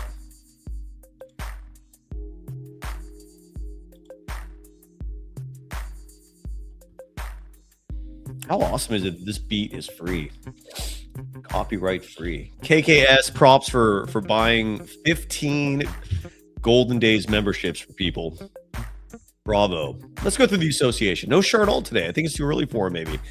There are a lot of basketball games going on. There were some early-ass games being played. Still some games to be played later today, so the scoreboard will only reflect what we have in front of us. And we start in OKC, where it was a good one between the Thunder and the Cavaliers. OKC, the reigning world champions, coming away victorious, 121-113, the final. Cason Wallace, 20 points, 10 assists, 3 steals in the win for the Thunder. James Harden, 20 points, 9 assists, and I believe his first loss since joining the Cleveland Cavaliers, whose record drops to 36-22. The Thunder, their league-leading record, improving to 44-14. Detroit right up there with them. The Atlanta Hawks, 115-104 winners tonight over the Brooklyn Nets. Jalen Johnson, 26 points, 12 rebounds in the win. Michael Porter Jr., 18 points, 7 rebounds, 6 assists in the loss. The Toronto Raptors, victorious today, 122-94, the final there. In Milwaukee, the Raptors improving to 34-23. The Bucks dropping to 24-31. Emmanuel Quickly, 32 points, 9 assists in the win. Kevin Porter Jr., 21 points, 10 assists, 3 steals in the loss. One other final to report to you, the Dallas Mavericks, 134-130 winners today over the Indiana Pacers. Chris Middleton, 25 points, 7 rebounds, 7 assists in the win. Pascal Siakam, 30 points, 8 rebounds in the loss. We're almost at a final in Washington where the Hornets lead 112-87 in the fourth quarter. That will be a final soon. I'm going to guess the Hornets will come away victorious. They're going to improve to 27-31. The Wizards are going to drop to 16-40. And we're in the third quarter. Celtics at Lakers, a game I'm going to go watch right now. That looks like a fun one. The Sixers and the T-Wolves are in the second quarter right now. Still to play. Knicks at the Bulls, Trailblazers at the Suns. That one with significant implications for the Warriors. And then the Magic and the Clippers play tonight. And that is your scoreboard check. Oh, Shardall now shows up. Okay. I don't send the link until I see you in the chat, Shardall.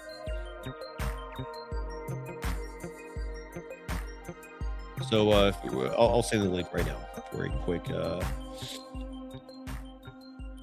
quick check-in. Shardall, our closer, is here. My guess is he was busy with other shows. What do you folks think Shardall's doing like in a Warriors postgame? We know he calls 95.7 the game. Shardall, I just sent you the link. I'm curious like what other shows he's jumping on. How many other YouTube channels are up simultaneously? Like I picture Shardall being in a setting similar to like a high-end stockbroker with like 5 screens around him, except instead of like tickers and financial information scrolling, it's just YouTube channels. And we're just one of them. There he is. All right, let's play the open. He's got it open, folks. When Shardall joins us, Shardall Gupta, his YouTube channel, SGA Sports Talk. Subscribe. And when he joins us to close the show, we're all entering the danger zone. Stay at home, son.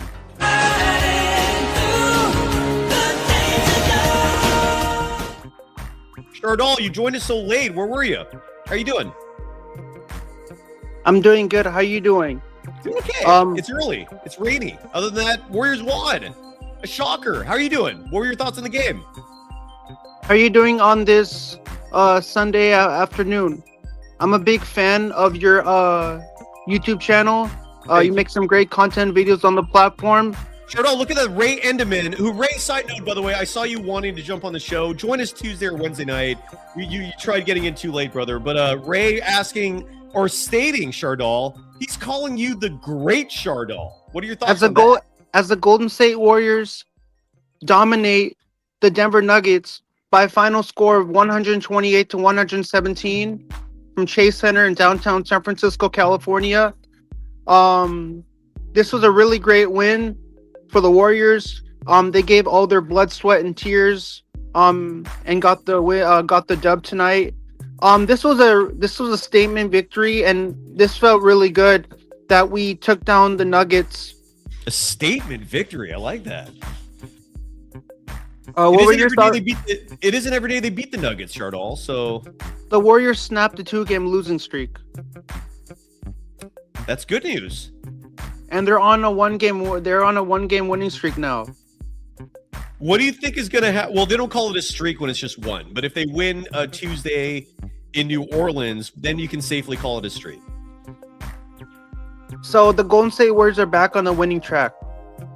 Good. I like that. That's more accurate. How was your weekend going, Shardall? My weekend has been really great. How's your weekend been? No one cares about that. We care about you. But thank you for asking. It's going okay. But Shardall, didn't you have some dance competition coming up? I attended a metal ball event. I had the videos. I'll send them to you next time I come on the show. I'll send them to you.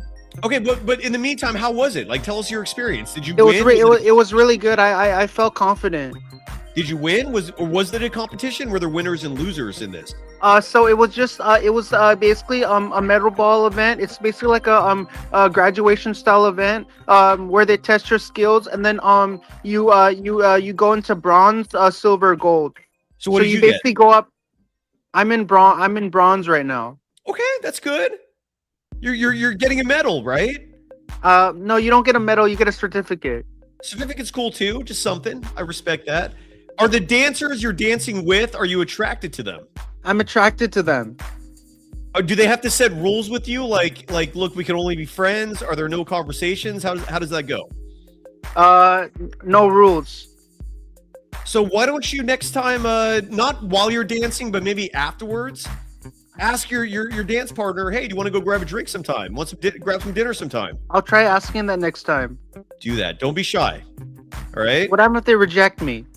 You just say that's okay, and you just take yourself out of that situation immediately. Don't be mad about it. All right. Just take it like a man and just move on. Okay. I'll take it as a man to move on. No, there's nothing good that comes from being a poor sport, being a bitter loser when you get rejected in dating. It sucks, but you just have to move on, bro. So the problem, so the metal ball event that I attended yesterday, it was you're the only person on the floor. So yeah, so it like, you know, there's nobody else dancing with dancing with you. Yeah, so you're the only there's other people on the floor, so you don't feel nervous. But there's an extravaganza event where it's kind of like I said, it's like Dancing with the Stars, where you know, where you're the only person on the dance floor, so it's like all the attention is on you, everybody's cheering for you, making you feel special. Have you ever seen the movie Silver Linings Playbook? I've seen that movie. It's a real Silver Linings Playbook is a really good movie. It is. It's very good with Bradley Cooper, Jennifer Lawrence. I bring that up because do you remember near the end of that scene of that movie that they were both in a dance competition? Is that kind of like what you're in? Yeah, that's exactly what I'm in. So there's judges and they give you a score and all that?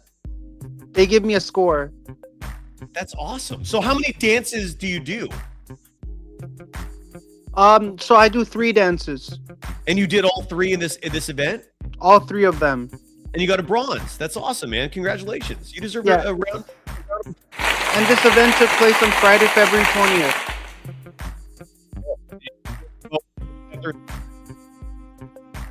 Yeah, I'm actually becoming a really good dancer. All my instructors are giving me really good feedback. They're saying that I'm actually becoming a more confident dancer. That's good to hear, man. That's good to hear. And Riz in our chat is saying we got to see the dance. And you said you're going to put it up on your YouTube channel, SGA Sports Talk, correct? I'm going to put it on my YouTube channel, SGA Sports Talk.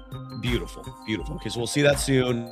Can we go over the scoreboard? You didn't send me. You were too late to send me the link. I kept asking you. I kept in the chat. I kept asking you for the link.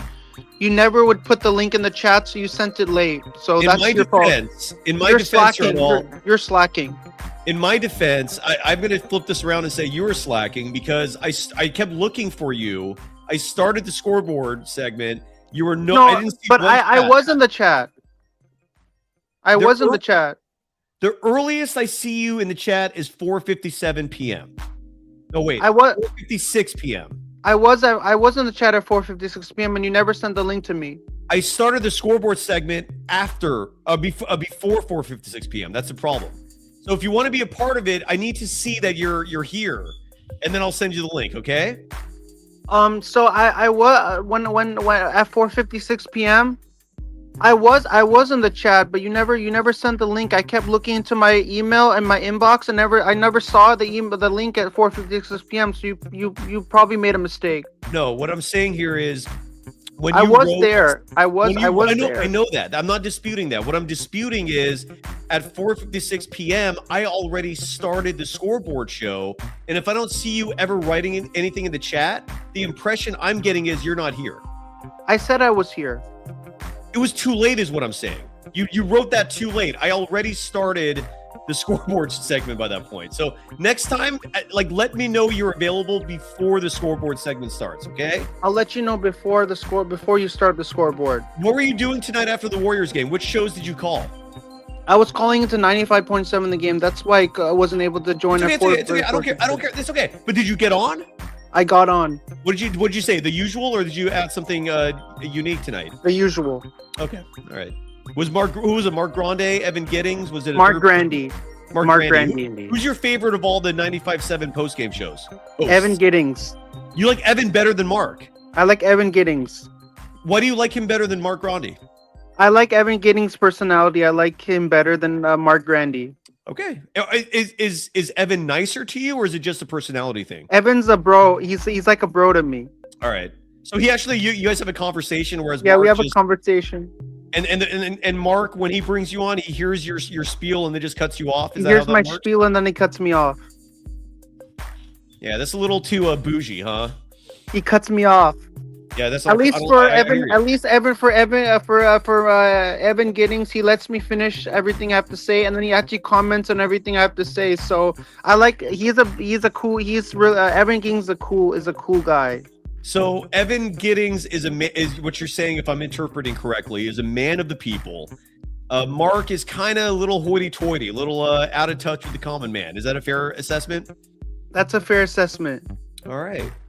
So if you're hearing that 95.7 the game, let's a slight attitude adjustment may be needed over there. But we're glad you joined us. The United States, the United States beat Team Canada today, 2-1 in the men's gold medal game. And Jack Hughes from Team USA. Nicholas Kerr is in our chat. Scored the game-winning goal for Team USA. Growing. We have Steve Kerr's son, Nicholas, joining the program. Nicholas, great to have you. Sorry, go on. What were you saying about hockey? I'm sorry. What's up? Team USA took down Team Canada 2-1 in overtime on a game-winning goal by Jack Hughes. Who is Jack Hughes? Does he play in the NHL? He plays for the NHL for the New Jersey Devils. Oh, okay. So he's okay. So, so was Macklin Celebrini a little disappointed that he got silver? Canada won the silver, Finland won the bronze, and then USA won the gold. By the way, Julian is saying he subscribed to the Golden State Substack, but I don't know how to post. You need to email me your username on Substack so that I can then add you as an author, if that makes sense. I need to know who you are, Julian, on Substack to get that. We can talk about that later. You have a great sense of humor. I try, brother. All I can do is try. But Shardall, Macklin Celebrini, do you agree with this assessment? If you ain't first, you're last. Your thoughts? I don't agree with that. Okay. Do you know who said that? Who said that? Ricky Bobby. From Talladega Nights. Exactly. Yeah, Ricky Bobby. If you ain't first, you're last. It's a parody off NASCAR. Correct. But you're saying Macklin Celebrini was not last by not finishing first. He wasn't last. Good call. Fair. That's fair. And did you watch the Team USA women's hockey team? Because then they finished. The Team USA women's was much more entertaining than the Team USA men's gold medal game. Okay. Because I think the women show way more heart. Like they really want to win. They're really motivated to win. The men, when I watched the Team USA versus Team Canada gold medal game for the men, they were not motivated to win. They were we won the gold medal. The women were like, let's go. They were fired up. The women. And I don't want to be sexist in any way. No, you're not. You're fine. I'm going to ask you. Sexist saying that the women are better than the men. That's sexist. No, you're not being sexist at all. You're good. I want to ask you a very difficult question. People call me that I'm very sexist. You're not sexist. Don't say you are either. That's not a good look. I'm going to ask you a question really quickly. It's kind of a hard question. You don't have to answer it though, but I got to throw it out there. Who, in your opinion, would you rather have? The most attractive of your dance partners or the most attractive member of the U.S. women's hockey team? The most attractive member of the the United States women's hockey team. That's not a good. Okay, so your dance partners then are not exciting you that much, is the impression I'm getting, correct? No, so I would prefer a member of my one of my instructors. I So mean, you it's change your hard. mind. It's a tough question because I don't know how to answer that question. That's very difficult. That's a very difficult question. To I ask. told you You're it putting me- was. You're putting me on told the you it spot was. here. It's a hard question, and So you why do are not putting have me to on the answer it. spot? There's no right or wrong answer, Shardall. You're It's putting just- me on the spot. Well, yeah. Well, you're literally on the spot. You're the No, but I closer. don't like to be placed on the spot. It's very. It puts me in a tough position to Are you- answer this question. You don't have to answer it. You can just say it's a tie. You can It's a just say, tie. "Oh, no." I like both. You like both. There you go. Okay, that's it. Yeah, it was a hard question. I warned you. I said it was going to be a hard question, but you don't have to answer those if you don't want to. You could always just say no comment. You could always just say I like them both. I don't know what one member of the U.S. women's hockey team looks like. That's why I was trying to get some perspective from you on that front. But all right, there we go. And you So got a there's one bronze of medal. there's one of the members of the United States Women's Olympic team. She's engaged to a speed skater. Okay, that's a weird one. And Shardall, you and I were fellow bachelors, man. We got to be able to kind of like just talk a little bit, like single men, right? Single men, we have to talk it out like single men. Yeah, you're the closer, but this is also a chance for two bachelors to Yeah, kind of we gotta go to a talk some we shit. gotta go to a bar and sit together and have a ice cold brewski together. Bar or strip club? We gotta go to a bar and have a ice cold brewski together. Have you ever been to a strip club, Shardall? I really want to go to one. You've never been to one though? I've never been to one What has kept you from going to one? because I'm nervous. Okay, all right, that's fair. Because I don't like seeing naked women dancing around in front of me. You don't like that? No, but sometimes it can be a little bit too much for me to see Well, you naked. don't know until to you've see been, naked- right? You've never to see been. naked women dancing in front of me. Look, you might go and And it the turns best out part you about a love it. strip, you know the best part about going to a strip club is? What? The best part of going to a strip club is I like to put money in their belt. But you Strip said you've club, never been to one before. So are you imagining that's what it would be I'm like? imagining if I go to a strip club, many people slip $1 or $2 into their belt. You can give do them that, money. yeah. That's one of the perks, yeah. You can also do that with belly dancers. You know what the problem with women who work at a strip club and belly dancers? They want you to give them money. That's all they care about. But that's all anybody cares What about, is it right? about money? Why do women want money? Well, don't you want money? No, but sometimes like when you give a prostitute money, she returns that money in favors for sex. She returns the money. She returns the favor.